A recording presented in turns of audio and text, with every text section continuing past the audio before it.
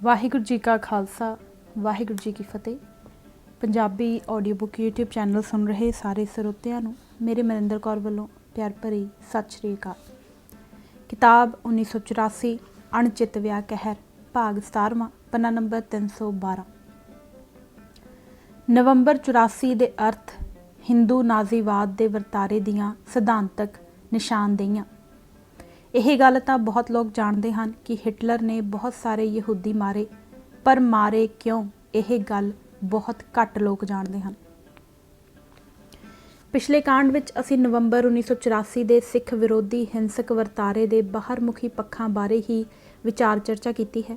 ਹੁਣ ਅਸੀਂ ਇਸ ਦੇ ਅੰਤਰਮੁਖੀ ਪੱਖਾਂ ਦੀ ਚਰਚਾ ਕਰਦੇ ਹਾਂ, ਯਾਨੀ ਕਿ ਜੋ ਕੁਝ ਵਾਪਰਿਆ ਉਹ ਕਿਉਂ ਵਾਪਰਿਆ ਅਤੇ ਸਿੱਖਾਂ ਲਈ ਇਸ ਦੇ ਕੀ ਅਰਥ ਬਣਦੇ ਹਨ। ਕੀ ਵਾਪਰਿਆ ਤੇ ਕਿਵੇਂ ਵਾਪਰਿਆ, ਇਸ ਪੱਖ ਦਾ ਜਵਾਬ ਦੁਸ਼ਮਣ ਦੇ ਬਾਹਰਮੁਖੀ ਅਮਲਾਂ ਅਰਥਾਤ ਵਰਤਾਰੇ ਨਾਲ ਸੰਬੰਧਿਤ ਰਿਪੋਰਟਾਂ ਤੇ ਦਸਤਾਵੇਜ਼ਾਂ ਤੋਂ ਮਿਲ ਜਾਂਦਾ ਹੈ। ਪਰ ਕਿਉਂ ਵਾਪਰਿਆ, ਇਸ ਸਵਾਲ ਦੇ ਜਵਾਬ ਲਈ ਮਨੋਵਿਗਿਆਨਕ ਤੇ ਨਾਲ ਹੀ ਇਤਿਹਾਸਕ ਪ੍ਰੇਰਣਾਵਾਂ ਨੂੰ ਸਮਝਣਾ ਜ਼ਰੂਰੀ ਹੋ ਜਾਂਦਾ ਹੈ। ਮੁਗਲਾਂ ਜਾਂ ਅਫਗਾਨੀਆਂ ਦੇ ਮਾਮਲੇ ਵਿੱਚ ਇਸ ਕਿਉਂ ਦਾ ਜਵਾਬ ਹਾਸਲ ਕਰਨਾ ਰਤੀ ਮੁਸ਼ਕਲ ਨਹੀਂ ਸੀ। ਸਾਰਾ ਮਾਮਲਾ ਬਹੁਤ ਸਾਫ਼ ਤੇ ਸਿੱਧਾ ਸੀ, ਕਿਤੇ ਵੀ ਕੋਈ ਓਲਾ ਜਾਂ ਘੁੰਡੀ ਨਹੀਂ ਸੀ। ਪਰ ਨਵੰਬਰ 84 ਦਾ ਮਾਮਲਾ ਇੰਨਾ ਸਿੱਧਾ ਨਹੀਂ ਹੈ। ਇਸ ਵਿੱਚ ਢੇਰ ਸਾਰੀਆਂ ਘੁੰਡੀਆਂ ਤੇ ਬਹੁਤ ਵੱਡੇ ਓਲੇ ਹਨ। ਸਭ ਤੋਂ ਵੱਡੀ ਘੁੰਡੀ ਜੁਰਮ ਦੇ ਪਿੱਛੇ ਕੰਮ ਕਰਦੇ ਮਨੋਰਥਾਂ ਨੂੰ ਸਮਝਣ ਦੀ ਹੈ। ਨਵੰਬਰ 84 ਦੇ ਸਬੰਧ ਵਿੱਚ ਸਮਝਣ ਵਾਲੀ ਸਭ ਨਾਲੋਂ ਪਹਿਲੀ ਤੇ ਮਹੱਤਵਪੂਰਨ ਗੱਲ ਇਹ ਹੈ ਕਿ ਇਹ ਕੋਈ ਆਮ ਕਿਸਮ ਦਾ ਜ਼ੁਲਮੀ ਕਾਰਾ ਨਹੀਂ ਸੀ। ਆਮ ਕਿਸਮ ਦੀਆਂ ਜ਼ੁਲਮੀ ਵਾਰਦਾਤਾਂ ਇਤਿਹਾਸ ਅੰਦਰ ਅਕਸਰ ਵਾਪਰਦੀਆਂ ਰਹਿੰਦੀਆਂ ਹਨ, ਜਿਵੇਂ ਕਿਸੇ ਮੌਕੇ ਸਰਕਾਰੀ ਹਥਿਆਰਬੰਦ ਫੋਰਸਾਂ ਵੱਲੋਂ ਗੁੱਸੇ ਜਾਂ ਭੜਕਾਹਟ ਵਿੱਚ ਆ ਕੇ ਪਿੰਡਾਂ ਦੇ ਪਿੰਡ ਨੂੰ ਕੁਟਾਪਾ ਚਾੜ ਦੇਣਾ, ਬਲਾਤਕਾਰ, ਲੁੱਟਮਾਰ ਤੇ ਖੂਨ ਖਰਾਬਾ ਕਰਨਾ ਆਦਿ। ਜਿਸ ਤਰ੍ਹਾਂ 1971 ਵਿੱਚ ਪੰਜਾਬ ਅੰਦਰ ਨਕਸਲੀ ਲਹਿਰ ਦੀ ਚੜ੍ਹਤ ਮੌਕੇ ਜ਼ਿਲ੍ਹਾ ਸੰਗਰੂਰ ਦੇ ਪਿੰਡ ਦਦਾਰੂ ਵਿਖੇ ਹੋਇਆ ਸੀ, ਜਦੋਂ ਪਿੰਡ ਵਿੱਚ ਪੁਲਿਸ ਚੌਂਕੀ ਉੱਤੇ ਨਕਸਲੀਆਂ ਵੱਲੋਂ ਹਮਲਾ ਕਰਕੇ ਪੁਲਿਸ ਦੇ ਹਥਿਆਰ ਖੋਲ੍ਹ ਕੇ ਲੈ ਜਾਣ ਦੀ ਵਾਰਦਾਤ ਦੇ ਜਵਾਬ ਵਿੱਚ ਖਫਾ ਹੋਈ ਪੁਲਿਸ ਨੇ ਪੰਜਾਬ ਪੁਲਿਸ ਦੇ ਤਤਕਾਲੀ ਮੁਖੀ IG ਅਸ਼ਵਨੀ ਕੁਮਾਰ ਦੇ ਇਸ਼ਾਰਿਆਂ ਤੇ ਪਿੰਡ ਉੱਤੇ ਵੈਸ਼ੀ ਧਾਵਾ ਬੋਲ ਦਿੱਤਾ ਸੀ ਅਤੇ ਪਿੰਡ ਵਾਸੀਆਂ ਉੱਤੇ ਵੱਧ ਚੜ੍ਹ ਕੇ ਅਤਿਆਚਾਰ ਕੀਤੇ ਸਨ। ਜਾਂ 60ਵਿਆਂ ਵਿੱਚ ਵੀਅਤਨਾਮ ਅੰਦਰ ਅਮਰੀਕਾ ਵਿਰੋਧੀ ਜੰਗ ਦੌਰਾਨ ਅਮਰੀਕੀ ਫੌਜਾਂ ਨੇ ਗੁੱਸੇ ਵਿੱਚ ਆ ਕੇ ਮਾਈ ਲਾਈ ਨਾਂ ਦੇ ਇੱਕ ਪਿੰਡ ਉੱਤੇ ਬਹੁਤ ਹੀ ਭਾਰੀ ਕਹਿਰ ਢਾਇਆ ਸੀ। ਜ਼ੁਲਮ ਵਿਰੁੱਧ ਸੰਘਰਸ਼ ਕਰ ਰਹੇ ਵਰਗਾਂ ਨੂੰ ਅਜਿਹੀ ਸਥਿਤੀ ਦਾ ਆਮ ਹੀ ਸਾਹਮਣਾ ਕਰਨਾ ਪੈ ਜਾਂਦਾ ਹੈ। ਅਜਿਹੀਆਂ ਜ਼ੁਲਮੀ ਵਾਰਦਾਤਾਂ ਆਮ ਕਰਕੇ ਦੁਸ਼ਮਣ ਅੰਦਰ ਜਾਗੇ ਤਟਫਟ ਕਰੋਧ ਤੇ ਬਦਲੇ ਦੀ ਭਾਵਨਾ ਦਾ ਨਤੀਜਾ ਕਰਮ ਹੁੰਦੀਆਂ ਹਨ। ਇਸ ਵਿੱਚ ਕਿਸੇ ਪੂਰਵ ਯੋਜਨਾ ਦਾ ਅੰਸ਼ ਜਾਂ ਤਾਂ ਪੂਰੀ ਤਰ੍ਹਾਂ ਗਾਇਬ ਹੁੰਦਾ ਹੈ ਜਾਂ ਬਹੁਤ ਹੀ ਗੌਣ ਹੁੰਦਾ ਹੈ। ਸਮਾਜ ਸ਼ਾਸਤਰੀਆਂ ਨੇ ਹਿੰਸਕ ਵਰਤਾਰਿਆਂ ਦੀ ਕਿਸਮ ਵੰਡ ਕਰਦੇ ਹੋਏ ਮਨੁੱਖੀ ਹਿੰਸਾ ਦੀਆਂ ਅਜਿਹੀਆਂ ਵਾਰਦਾਤਾਂ ਨੂੰ ਸਮੂਹਿਕ ਤਬਾਹੀ ਦੇ ਮੁੱਢਲੇ ਪੱਧਰ ਦਾ ਨਾਂ ਦਿੱਤਾ ਹੈ। ਇਸ ਦੇ ਮੁਕਾਬਲੇ ਸਮੂਹਿਕ ਤਬਾਹੀ ਦੇ ਸਪਸ਼ਟ ਤੇ ਗਿਣ ਮਿਥ ਕੇ ਕੀਤੇ ਗਏ ਕਾਰੇ ਇਸ ਨਾਲੋਂ ਵੱਖਰੀ ਵਰਗ ਵੰਨਗੀ ਵਿੱਚ ਆਉਂਦੇ ਹਨ, ਜਿਨ੍ਹਾਂ ਦੀ ਉੱਭਰਵੀਂ ਵਿਸ਼ੇਸ਼ਤਾ ਇਹ ਹੁੰਦੀ ਹੈ ਕਿ ਇਹ ਬਾਕਾਇਦਾ ਤੌਰ ਤੇ ਪੂਰਵ ਵਿਉਂਤੇ ਤੇ ਸੋਚੇ ਵਿਚਾਰੇ ਹੁੰਦੇ ਹਨ। ਅਜਿਹੇ ਕਾਰੇ ਮਹਿਜ਼ ਫੌਰੀ ਭਾਵਨਾਵਾਂ ਦੇ ਅਸਰ ਹੇਠਾਂ ਨਹੀਂ ਕੀਤੇ ਜਾਂਦੇ। ਇਹਨਾਂ ਵਿੱਚ ਭਾਵਨਾਵਾਂ ਦਾ ਤੱਥ ਗੌਣ ਹੋ ਜਾਂਦਾ ਹੈ। ਭਾਵਨਾਵਾਂ ਨੂੰ ਬਾਕਾਇਦਾ ਸੋਚੀ ਸਮਝੀ ਦਿਸ਼ਾ ਤੇ ਸ਼ਕਲ ਦਿੱਤੀ ਜਾਂਦੀ ਹੈ। ਪੂਰੀ ਯੋਜਨਾ ਤੇ ਤਿਆਰੀ ਨਾਲ ਸਭ ਕੁਝ ਕੀਤਾ ਜਾਂਦਾ ਹੈ। ਅਜਿਹੇ ਕਾਰਿਆਂ ਦੇ ਕਾਰਨਾਂ ਦਾ ਸੰਬੰਧ ਸੱਤਾ ਦਾ ਦਾਅਵਾ ਜਤਾਉਣ ਨਾਲ ਵੱਧ ਜੁੜਿਆ ਹੁੰਦਾ ਹੈ। ਲਿਖਤੀ ਇਤਿਹਾਸ ਅੰਦਰ ਸਮੂਹਿਕ ਪੱਧਰ ਤੇ ਖੌਫ ਪੈਦਾ ਕਰਨ ਦੇ ਸੋਚੇ ਵਿਚਾਰੇ ਅਮਲਾਂ ਨੂੰ ਰੂਪਮਾਨ ਕਰਦੀਆਂ ਉਦਾਹਰਨਾਂ ਵੱਡੀ ਗਿਣਤੀ ਵਿੱਚ ਮਿਲਦੀਆਂ ਹਨ। ਤਬਾਹੀ ਤੇ ਦਹਿਸ਼ਤ ਦਾ ਨਿਸ਼ਾਨਾ ਕਿਹੜੇ ਵਰਗ ਜਾਂ ਵਰਗਾਂ ਨੂੰ ਬਣਾਉਣਾ ਹੈ, ਇਹ ਚੋਣ ਬਾਕਾਇਦਾ ਸੋਚ ਵਿਚਾਰ ਕੇ ਕੀਤੀ ਜਾਂਦੀ ਹੈ। ਇਸ ਤਰ੍ਹਾਂ ਸਮੂਹਿਕ ਤਬਾਹੀ ਮਚਾਉਣ ਲਈ ਥਾਵਾਂ ਤੇ ਵਰਗਾਂ ਦੀ ਚੋਣ ਇਸ ਤਰ੍ਹਾਂ ਕੀਤੀ ਜਾਂਦੀ ਹੈ ਕਿ ਇਸ ਨਾਲ ਹੋਰਨਾਂ ਨੂੰ ਵੀ ਕੰਨ ਹੋ ਜਾਣ। ਸੋ ਇਤਿਹਾਸ ਵਿੱਚ ਦੁਨੀਆ ਅੰਦਰ ਵਾਪਰੇ ਭਿਆਨਕ ਤੇ ਵੈਸ਼ੀ ਕਤਲੇਆਮਾਂ ਦਾ ਸਮੁੱਚਾ ਤਜਰਬਾ ਇਸ ਤੱਥ ਦੀ ਪੁਸ਼ਟੀ ਕਰਦਾ ਹੈ ਕਿ ਵਿਆਪਕ ਪੈਮਾਨੇ ਤੇ ਕੀਤੀ ਗਈ ਮਨੁੱਖੀ ਹਿੰਸਾ ਦਾ ਕੋਈ ਵੀ ਵਰਤਾਰਾ ਮਨਸੂਬਾਬੰਦੀ ਤੋਂ ਬਿਨਾਂ ਨੇਪਰੇ ਨਹੀਂ ਚੜ੍ਹ ਸਕਦਾ। ਅਜਿਹਾ ਕਰਮ ਜਾਂ ਕੁਕਰਮ ਕਦੇ ਵੀ ਨਿਰੋਲ ਆਪ ਮੁਹਾਰਾ ਨਹੀਂ ਹੁੰਦਾ। ਇਹ ਬਾਕਾਇਦਾ ਰੂਪ ਵਿੱਚ ਜਥੇਬੰਦ ਕੀਤਾ ਜਾਂਦਾ ਹੈ। ਜਥੇਬੰਦ ਕੀਤੇ ਗਏ ਕਰਮ ਦੀ ਇਹ ਜ਼ਰੂਰੀ ਸ਼ਰਤ ਹੁੰਦੀ ਹੈ ਕਿ ਇਸ ਦਾ ਕੋਈ ਕਰਤਾ ਤੇ ਨਾਲ ਹੀ ਮਨੋਰਥ ਜ਼ਰੂਰ ਹੁੰਦਾ ਹੈ। ਖੂਨ ਖਰਾਬੇ ਦਾ ਆਕਾਰ ਜੇਕਰ ਬਹੁਤ ਵੱਡਾ ਹੋਵੇ ਤਾਂ ਇਸ ਦਾ ਕਰਤਾ ਕੋਈ ਇਕੱਲਾ ਦੁਕੱਲਾ ਵਿਅਕਤੀ ਨਹੀਂ ਹੋ ਸਕਦਾ। ਵੱਡੀ ਪੱਧਰ ਦੇ ਖੂਨ ਖਰਾਬੇ ਨੂੰ ਵਿਉਂਤਣ ਤੇ ਅਮਲ ਵਿੱਚ ਲਿਆਉਣ ਲਈ ਇਸ ਕਾਰਜ ਦੇ ਹਾਣ ਦਾ ਜਥੇਬੰਦਕ ਢਾਂਚਾ ਜ਼ਰੂਰੀ ਹੁੰਦਾ ਹੈ। ਇਸ ਪਿੱਛੇ ਕੰਮ ਕਰਦਾ ਮਨੋਰਥ ਛੋਟਾ ਤੇ ਡੰਗ ਟਪਾਊ ਨਹੀਂ ਹੋ ਸਕਦਾ। ਕੋਈ ਵੱਡਾ ਮਨੋਰਥ ਅਥਵਾ ਕੋਈ ਵੱਡੀ ਪ੍ਰੇਰਣਾ ਹੀ ਵੱਡਾ ਪਾਪ ਕਰਨ ਲਈ ਉਤੇਜਿਤ ਕਰ ਸਕਦੀ ਹੈ। ਕੋਈ ਵੀ ਜਥੇਬੰਦੀ ਜਾਂ ਸੰਸਥਾ ਅਜਿਹਾ ਦਾਨਵੀ ਕਾਰਾ ਉਨਾ ਚਿਰ ਨਹੀਂ ਕਰ ਸਕਦੀ ਜਿੰਨਾ ਚਿਰ ਇਸ ਨੂੰ ਲੀਡਰਸ਼ਿਪ ਦੀ ਪ੍ਰਵਾਨਗੀ ਅਤੇ ਜਾਂ ਫਿਰ ਸਰਗਰਮ ਅਗਵਾਈ ਤੇ ਹੱਲਾਸ਼ੇਰੀ ਹਾਸਲ ਨਾ ਹੋਵੇ। ਸੋ ਲੀਡਰਸ਼ਿਪ ਦੀ ਰਜ਼ਾਮੰਦੀ ਤੇ ਪ੍ਰਵਾਨਗੀ ਇਸ ਦੀ ਜ਼ਰੂਰੀ ਸ਼ਰਤ ਹੁੰਦੀ ਹੈ। ਤਜਰਬਾ ਦਰਸਾਉਂਦਾ ਹੈ ਕਿ ਅਜਿਹੇ ਮਾਮਲਿਆਂ ਵਿੱਚ ਲੀਡਰਸ਼ਿਪ ਦੇ ਸੰਕਲਪ ਨੂੰ ਇਸ ਦੇ ਰਵਾਇਤੀ ਅਰਥਾਂ ਵਿੱਚ ਨਹੀਂ ਲਿਆ ਜਾਣਾ ਚਾਹੀਦਾ। ਅਜਿਹੇ ਮਾਮਲਿਆਂ ਵਿੱਚ ਲੀਡਰਸ਼ਿਪ ਦਾ ਘੇਰਾ ਕੁਝ ਖਾਸੋ ਖਾਸ ਤੇ ਗਿਣਵੇਂ ਚੁਣਵੇਂ ਵਿਅਕਤੀਆਂ ਦੀ ਛੋਟੀ ਜਿਹੀ ਜੁੰਡਲੀ ਤੱਕ ਸਿਮਟ ਜਾਂਦਾ ਹੈ, ਜੋ ਆਪਣੀ ਸੋਚ, ਤਬੀਅਤ ਤੇ ਮਨੋਬਿਰਤੀਆਂ ਪੱਖੋਂ ਆਮ ਨਾਲੋਂ ਕਾਫੀ ਅਲੱਗ ਹੁੰਦੇ ਹਨ। ਅਜਿਹਾ ਪਾਪ ਕਰਨ ਦਾ ਇਹ ਨਹਿਸ਼ ਖਿਆਲ ਸਭ ਨਾਲੋਂ ਪਹਿਲਾਂ ਇਸ ਜੁੰਡਲੀ ਦੇ ਮਨਾਂ ਅੰਦਰ ਹੀ ਪ੍ਰਵੇਸ਼ ਕਰਦਾ ਤੇ ਸਰੂਪ ਧਾਰਦਾ ਹੈ। ਉਹੀ ਇਸ ਦੀ ਮੁੱਢਲੀ ਘਾਟ ਘੜਦੇ ਤੇ ਇਸ ਨੂੰ ਅਮਲ ਵਿੱਚ ਲਿਆਉਣ ਦੀ ਠੋਸ ਯੋਜਨਾ ਤੇ ਰਣਨੀਤੀ ਘੜਦੇ ਹਨ। ਉਸ ਤੋਂ ਬਾਅਦ ਹੀ ਇਹ ਖਿਆਲ ਜਥੇਬੰਦੀ ਦੀਆਂ ਹੇਠਲੀਆਂ ਪਰਤਾਂ ਤੱਕ ਸੰਚਰਦਾ ਹੈ। ਇਸ ਤਰ੍ਹਾਂ ਹੌਲੀ ਹੌਲੀ ਪਰ ਅਟੱਲ ਤੌਰ ਤੇ ਸਮੁੱਚੀ ਜਥੇਬੰਦੀ ਮਨੁੱਖੀ ਪਾਪ ਕਰਨ ਦੇ ਇੱਛਾ ਪੂਰਨ ਸੰਦ ਵਿੱਚ ਤਬਦੀਲ ਹੋ ਜਾਂਦੀ ਹੈ। ਜਥੇਬੰਦੀ ਦੇ ਖਾਸੇ ਵਿੱਚ ਇਹ ਨਿਗਾਰ ਮੁਖੀ ਬਦਲਾਅ ਅਚਾਨਕ ਜਾਂ ਇੱਕਦਮ ਹੀ ਨਹੀਂ ਆ ਜਾਂਦਾ। ਜਥੇਬੰਦੀ ਦੇ ਨਿਗਾਰ ਦਾ ਇਹ ਅਮਲ ਚਿਰੋਕਣਾ ਸ਼ੁਰੂ ਹੋ ਚੁੱਕਾ ਹੁੰਦਾ ਹੈ, ਜੋ ਕਿਸੇ ਖਾਸ ਪੜਾਅ ਤੇ ਜਾ ਕੇ ਸਿਖਰ ਉੱਤੇ ਪਹੁੰਚ ਜਾਂਦਾ ਹੈ। 1984 ਤੋਂ ਪਹਿਲਾਂ ਹੀ ਕਾਂਗਰਸ ਪਾਰਟੀ ਦੇ ਖਾਸੇ ਤੇ ਕਾਰ ਵਿਹਾਰ ਅੰਦਰ ਇਹ ਲੋੜੀਂਦਾ ਬਦਲਾਅ ਆ ਚੁੱਕਾ ਸੀ। ਜਿਵੇਂ ਕਿ ਪਿੱਛੇ ਤੀਜੇ ਕਾਂਡ ਵਿੱਚ ਦਰਸਾਇਆ ਗਿਆ ਹੈ, ਇੰਦਰਾ ਗਾਂਧੀ ਦੀ ਅਗਵਾਈ ਵਿੱਚ ਤਾਕਤ ਦੇ ਕੇਂਦਰੀਕਰਨ ਤੇ ਸਖਸ਼ੀਕਰਨ ਦਾ ਸਿਲਸਿਲਾ 70ਵਿਆਂ ਦੇ ਅਖੀਰ ਵਿੱਚ ਹੀ ਕਾਫੀ ਪ੍ਰਫੁੱਲਤ ਹੋ ਗਿਆ ਸੀ, ਜਿਸ ਨਾਲ ਪਾਰਟੀ ਅੰਦਰ ਜਮਹੂਰੀਅਤ ਲਗਭਗ ਪੂਰੀ ਅਲੋਪ ਹੋ ਗਈ ਸੀ। ਕਾਂਗਰਸ ਪਾਰਟੀ ਇੰਦਰਾ ਗਾਂਧੀ ਦੀ ਨਿੱਜੀ ਜਗੀਰ ਬਣ ਗਈ ਸੀ, ਜਿੱਥੇ ਹਰ ਫੈਸਲਾ ਉਸਦੇ ਮਨੋਵੇਗ ਤੇ ਰਜਾ ਮੁਤਾਬਕ ਹੁੰਦਾ ਸੀ। ਸੁਤੰਤਰ ਸੋਚ ਤੇ ਮਜ਼ਬੂਤ ਕਿਰਦਾਰ ਦੇ ਮਾਲਕ ਵਿਅਕਤੀ ਜਾਂ ਤਾਂ ਆਪ ਹੀ ਪਾਰਟੀ ਤੋਂ ਕਿਨਾਰਾ ਕਰ ਗਏ ਸਨ ਅਤੇ ਜਾਂ ਬਾਹਰ ਤੱਕ ਦਿੱਤੇ ਗਏ ਸਨ। ਪਾਰਟੀ ਤੇ ਸਰਕਾਰ ਦਾ ਸਾਰਾ ਕਾਰ ਵਿਹਾਰ ਇੰਦਰਾ ਗਾਂਧੀ ਦੇ ਦੁਆਲੇ ਜੁੜੇ ਖਾਸੋ ਖਾਸ ਵਿਅਕਤੀਆਂ ਦੀ ਇੱਕ ਛੋਟੀ ਜਿਹੀ ਜੁੰਡਲੀ ਦੇ ਹੱਥਾਂ ਵਿੱਚ ਕੇਂਦਰਿਤ ਹੋ ਗਿਆ ਸੀ। ਇਹ ਖਾਸੋ ਖਾਸ ਵਿਅਕਤੀ ਇੰਦਰਾ ਗਾਂਧੀ ਦੇ ਜਾਂ ਤਾਂ ਸਕੇ ਸੰਬੰਧੀ ਸਨ ਅਤੇ ਜਾਂ ਪੁੱਜ ਕੇ ਵਫਾਦਾਰ ਸਨ, ਪਰ ਉਹਨਾਂ ਵਿਚਕਾਰ ਵਿਚਾਰਧਾਰਾ ਤੇ ਮਾਨਸਿਕ ਪ੍ਰਵਿਰਤੀਆਂ ਦੀ ਸਾਂਝ ਉਹਨਾਂ ਨੂੰ ਆਪਸ ਵਿੱਚ ਜੋੜਨ ਵਾਲਾ ਬਹੁਤ ਹੀ ਅਹਿਮ ਤੱਤ ਸੀ। ਕਾਂਗਰਸ ਪਾਰਟੀ ਦੇ ਖਾਸੇ ਅੰਦਰ ਇਸ ਨਿਗਾਰਮੁਖੀ ਤਬਦੀਲੀ ਦੀ ਸੁਰ ਸੰਜੇ ਗਾਂਧੀ ਨੇ ਬੰਨ੍ਹ ਦਿੱਤੀ ਸੀ। ਸੰਜੇ ਗਾਂਧੀ ਨੇ ਗੈਰ ਜਮਹੂਰੀ ਤੇ ਮੁਜਰਮਾਨਾ ਪ੍ਰਵਿਰਤੀਆਂ ਵਾਲੇ ਵਿਅਕਤੀਆਂ ਦੇ ਨਾ ਸਿਰਫ ਪਾਰਟੀ ਅੰਦਰ ਦਾਖਲੇ ਦਾ ਰਾਹ ਪੂਰੀ ਤਰ੍ਹਾਂ ਖੋਲ੍ਹ ਦਿੱਤਾ ਸੀ, ਸਗੋਂ ਉਸਨੇ ਅਜਿਹੇ ਤੱਤਾਂ ਨੂੰ ਸਰਪ੍ਰਸਤੀ ਦੇ ਕੇ ਪਾਰਟੀ ਅੰਦਰ ਉਹਨਾਂ ਦੀ ਤਾਕਤ ਤੇ ਚੌਧਰ ਸਥਾਪਿਤ ਕਰ ਦਿੱਤੀ ਸੀ। ਨਵੰਬਰ 1984 ਦੇ ਸਿੱਖ ਵਿਰੋਧੀ ਕਤਲੇਆਮ ਵਿੱਚ ਉੱਭਰਵੀਂ ਭੂਮਿਕਾ ਨਿਭਾਉਣ ਵਾਲੇ ਜ਼ਿਆਦਾਤਰ ਸ਼ਖਸ ਜਿਵੇਂ ਕਿ ਜਗਦੀਸ਼ ਟਾਈਟਲਰ, ਸੱਜਣ ਕੁਮਾਰ, ਧਰਮਦਾਸ ਸ਼ਾਸਤਰੀ, ਅਰਜਨ ਦਾਸ, ਕਮਲਨਾਥ ਜਿਸ ਨੇ ਗੁਰਦੁਆਰਾ ਰਕਾਬਗੰਜ ਉੱਤੇ ਹਮਲੇ ਦੀ ਅਗਵਾਈ ਕੀਤੀ ਸੀ, ਤੇ ਕਿੰਨੇ ਹੀ ਹੋਰ, ਸਭ ਸੰਜੇ ਗਾਂਧੀ ਦੀ ਜੁੰਡਲੀ ਦੇ ਮੈਂਬਰ ਸਨ। ਸੰਜੇ ਗਾਂਧੀ ਦੀ ਮੌਤ ਤੋਂ ਬਾਅਦ ਰਾਜੀਵ ਗਾਂਧੀ ਨੇ ਇਸ ਅਮਲ ਨੂੰ ਆਪਣੀਆਂ ਛੋਹਾਂ ਦੇ ਕੇ ਵੱਧ ਸੰਪੂਰਨਤਾ ਤੱਕ ਪਹੁੰਚਾ ਦਿੱਤਾ ਸੀ। ਇੰਦਰਾ ਗਾਂਧੀ ਦੇ ਜਿਉਂਦੇ ਜੀ ਤੇ ਉਸ ਦੀ ਰਜਾ ਤੇ ਆਸ਼ੀਰਵਾਦ ਨਾਲ ਹੀ ਪਾਰਟੀ ਤੇ ਸਰਕਾਰ ਅੰਦਰ ਰਾਜੀਵ ਗਾਂਧੀ ਦੇ ਧੁਰੇ ਦੁਆਲੇ ਇੱਕ ਸੰਵਿਧਾਨ ਤੋਂ ਬਾਹਰ ਸੱਤਾ ਦਾ ਕੇਂਦਰ ਉਸਰ ਆਇਆ ਸੀ, ਜਿਸ ਵਿੱਚ ਰਾਜੀਵ ਗਾਂਧੀ ਤੇ ਉਸਦੇ ਕੁਝ ਹਮ ਉਮਰ ਤੇ ਹਮ ਖਿਆਲ ਵਿਅਕਤੀਆਂ, ਜਮਾਤੀਆਂ ਤੇ ਕਰੀਬੀ ਦੋਸਤਾਂ ਜਿਵੇਂ ਕਿ ਅਰੁਣ ਨਹਿਰੂ, ਅਰੁਣ ਸਿੰਘ, KP ਸਿੰਘ ਦਿਓ ਆਦਿ ਦੀ ਕੁਆਰੀ ਊਰਜਾ ਤੇ ਜੋਸ਼ੋ ਖਰੋਸ਼ ਨੂੰ ਇੰਦਰਾ ਗਾਂਧੀ ਦੇ ਕੁਝ ਖਾਸ ਵਫਾਦਾਰ ਨੌਕਰਸ਼ਾਹਾਂ PC ਅਲੈਗਜ਼ੈਂਡਰ, RN ਕਾਓ ਤੇ ਕ੍ਰਿਸ਼ਨਾ ਸਵਾਮੀ ਰਾਓ ਸਾਹਿਬ ਆਦਿ ਦੀ ਅਕਲ ਤੇ ਤਜਰਬੇ ਦੀ ਭਾਣ ਚੜ੍ਹੀ ਹੋਈ ਸੀ।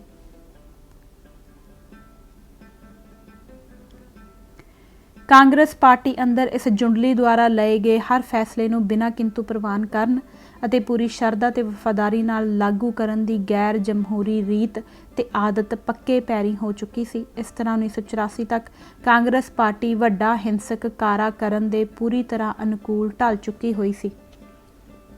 ਸਿਰਫ ਮੌਕੇ ਤੇ ਮੁੱਦੇ ਦੀ ਤਲਾਸ਼ ਸੀ। ਇੰਦਰਾ ਗਾਂਧੀ ਦੇ ਕਤਲ ਨੇ ਇਹ ਮੁੱਦਾ ਤੇ ਮੌਕਾ ਸਿਰਜ ਦਿੱਤਾ ਸੀ, ਪਰ ਨਵੰਬਰ 84 ਵਿੱਚ ਜੋ ਕੁਝ ਹੋਇਆ, ਇੰਦਰਾ ਗਾਂਧੀ ਦਾ ਕਤਲ ਉਸ ਦੀ ਅਸਲੀ ਤੇ ਬੁਨਿਆਦੀ ਵਜ੍ਹਾ ਨਹੀਂ ਸੀ। ਇਹ ਗੱਲ ਅੱਗੇ ਜਾ ਕੇ ਸਪਸ਼ਟ ਕੀਤੀ ਜਾਵੇਗੀ। ਦੁਨੀਆ ਅੰਦਰ ਸਮੂਹਿਕ ਹਿੰਸਾ ਦੇ ਭਿਆਨਕ ਵਰਤਾਰਿਆਂ ਦੇ ਤਜਰਬੇ ਤੋਂ ਦੂਜਾ ਇੱਕ ਹੋਰ ਅਹਿਮ ਤੱਥ ਇਹ ਪ੍ਰਮਾਣਿਤ ਹੁੰਦਾ ਹੈ ਕਿ ਪਾਰਟੀ ਜਥੇਬੰਦੀ ਤੋਂ ਇਲਾਵਾ ਜੇਕਰ ਸਮੁੱਚਾ ਪ੍ਰਬੰਧਕੀ ਤੇ ਰਾਜਕੀ ਢਾਂਚਾ ਇਸ ਜੁਰਮ ਵਿੱਚ ਸਿੱਧੇ ਜਾਂ ਅਸਿੱਧੇ ਰੂਪ ਵਿੱਚ ਭਾਈਵਾਲ ਨਹੀਂ ਬਣਦਾ ਤਾਂ ਪਹਿਲੀ ਗੱਲ ਤਾਂ ਇਸ ਆਕਾਰ ਦਾ ਹਿੰਸਕ ਵਰਤਾਰਾ ਵਰਤਾਇਆ ਹੀ ਨਹੀਂ ਜਾ ਸਕਦਾ। ਦੂਜੀ ਗੱਲ, ਇਸ ਉੱਤੇ ਇਸ ਕਦਰ ਮਿੱਟੀ ਨਹੀਂ ਪਾਈ ਜਾ ਸਕਦੀ। ਪ੍ਰਬੰਧਕੀ ਤੇ ਰਾਜਕੀ ਢਾਂਚੇ ਦੀ ਰਜ਼ਾਮੰਦੀ ਤੇ ਸਰਗਰਮ ਭਾਈਵਾਲੀ ਤੋਂ ਬਿਨਾਂ ਇਹ ਕਦਾਚਿਤ ਸੰਭਵ ਨਹੀਂ ਹੋ ਸਕਦਾ ਕਿ ਪੁਲਿਸ 3 ਦਿਨ ਭਿਆਨਕ ਸਾੜ ਫੂਕ ਤੇ ਵਹਿਸ਼ੀ ਕਤਲੋਗਾਰਤ ਨੂੰ ਖਾਮੋਸ਼ ਦਰਸ਼ਕ ਬਣ ਕੇ ਵੇਖਦੀ ਰਹੇ ਅਤੇ ਹਰ ਥਾਈਂ ਨਾ ਸਿਰਫ ਇਸ ਨੂੰ ਰੋਕਣ ਲਈ ਕੋਈ ਅਸਰਦਾਰ ਕਾਰਵਾਈ ਹੀ ਕਰੇ, ਸਗੋਂ ਅਜਿਹੀ ਕਾਰਵਾਈ ਦੇ ਯਤਨਾਂ ਨੂੰ ਸਾਬੋਤਾਜ ਕਰਨ ਲਈ ਨੰਗੇ ਤੇ ਕੁੱਡਰ ਯਤਨਾਂ ਤੇ ਉਤਰ ਆਵੇ। ਇਹ ਗੱਲ ਵੀ ਕਦਾਚਿਤ ਸੰਭਵ ਨਹੀਂ ਸੀ ਹੋ ਸਕਦੀ ਕਿ ਪੁਲਿਸ ਦੀ ਇਸ ਸ਼ੱਕੀ ਤੇ ਘਿਨਾਉਣੀ ਭੂਮਿਕਾ ਦੇ ਪ੍ਰਤੱਖ ਹੋ ਜਾਣ ਤੋਂ ਬਾਅਦ ਵੀ ਦਿੱਲੀ ਪ੍ਰਸ਼ਾਸਨ ਤੇ ਕੇਂਦਰੀ ਗ੍ਰਹਿ ਵਜ਼ਾਰਤ ਦੋਵਾਂ ਵੱਲੋਂ ਹੀ ਫੌਜ ਨੂੰ ਸੱਦਣ ਤੇ ਤੈਨਾਤ ਕਰਨ ਦੀ ਨਾ ਸਿਰਫ ਕੋਈ ਤੱਦੀ ਹੀ ਵਿਖਾਈ ਗਈ ਹੋਵੇ, ਸਗੋਂ ਫੌਜ ਦੇ ਅਸਰਦਾਰ ਤਰੀਕੇ ਨਾਲ ਕੰਮ ਕਰਨ ਦੇ ਰਾਹ ਵਿੱਚ ਗਿਣ ਮਿੱਥ ਕੇ ਰੁਕਾਵਟਾਂ ਵੀ ਪਾਈਆਂ ਗਈਆਂ ਹੋਣ ਅਤੇ ਹੁਕਮਰਾਨੀ ਢਾਂਚੇ ਦੀ ਸਹਿਮਤੀ ਤੇ ਭਾਈਵਾਲੀ ਤੋਂ ਬਿਨਾਂ ਇਹ ਗੱਲ ਵੀ ਕਦਾਚਿਤ ਸੰਭਵ ਨਹੀਂ ਹੋ ਸਕਦੀ ਕਿ ਇਨਸਾਫ ਨੂੰ ਯਕੀਨੀ ਬਣਾਉਣ ਤੇ ਦੋਸ਼ੀਆਂ ਨੂੰ ਬਣਦੀਆਂ ਸਜ਼ਾਵਾਂ ਦਿਵਾਉਣ ਵਿੱਚ ਪ੍ਰਸ਼ਾਸਨ ਵੱਲੋਂ ਉਸਾਰੂ ਭੂਮਿਕਾ ਨਿਭਾਉਣ ਦੀ ਥਾਵੇਂ ਹਰ ਪੱਧਰ ਤੇ ਅਤੇ ਹਰ ਪੜਾਅ ਉੱਤੇ ਪ੍ਰਸ਼ਾਸਨ ਦਾ ਸਾਰਾ ਜ਼ੋਰ ਦੋਸ਼ੀਆਂ ਨੂੰ ਬਚਾਉਣ ਉੱਤੇ ਲੱਗਾ ਰਿਹਾ ਹੋਵੇ। ਅਜਿਹਾ ਘੋਰ ਅਪਰਾਧ ਤੇ ਅਨਿਆਂ ਰਾਜ ਭਾਗ ਦੇ ਸਾਰੇ ਪ੍ਰਮੁੱਖ ਅਦਾਰਿਆਂ, ਕਾਰਜਕਾਰਨੀ, ਵਿਧਾਨ ਪਾਲਿਕਾ, ਨਿਆਂਪਾਲਿਕਾ ਤੇ ਸੁਰੱਖਿਆ ਬਲਾਂ ਵਿਚਕਾਰ ਲੁਕਵੀਂ ਸਹਿਮਤੀ ਤੇ ਸਹਿਯੋਗ ਤੋਂ ਬਿਨਾਂ ਕਦਾਚਿਤ ਸੰਭਵ ਨਹੀਂ ਹੋ ਸਕਦਾ।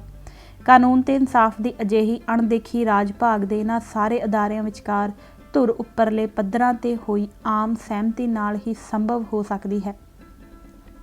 ਰਾਜਕੀ ਤੇ ਪ੍ਰਬੰਧਕੀ ਢਾਂਚੇ ਅੰਦਰ ਕਰੜੀ ਦਰਜਾਬੰਦੀ ਅਥਵਾ ਰੁਤਬਾ ਸ਼ਾਹੀ ਦੇ ਦਸਤੂਰ ਦੇ ਹੁੰਦਿਆਂ ਨਿਰੋਲ ਹੇਠਲੇ ਪੱਧਰ ਤੇ ਅਜਿਹੇ ਫੈਸਲੇ ਨਹੀਂ ਲਏ ਜਾ ਸਕਦੇ ਤੇ ਨਾ ਹੀ ਅਮਲ ਵਿੱਚ ਲਿਆਂਦੇ ਜਾ ਸਕਦੇ ਹਨ। ਹੇਠਲਿਆਂ ਨੇ ਜੋ ਵੀ ਕਰਨਾ ਹੁੰਦਾ ਹੈ ਉਹ ਉੱਪਰੋਂ ਮਿਲੀਆਂ ਹਦਾਇਤਾਂ ਜਾਂ ਇਸ਼ਾਰਿਆਂ ਦੇ ਮੁਤਾਬਕ ਹੀ ਕਰਨਾ ਹੁੰਦਾ ਹੈ।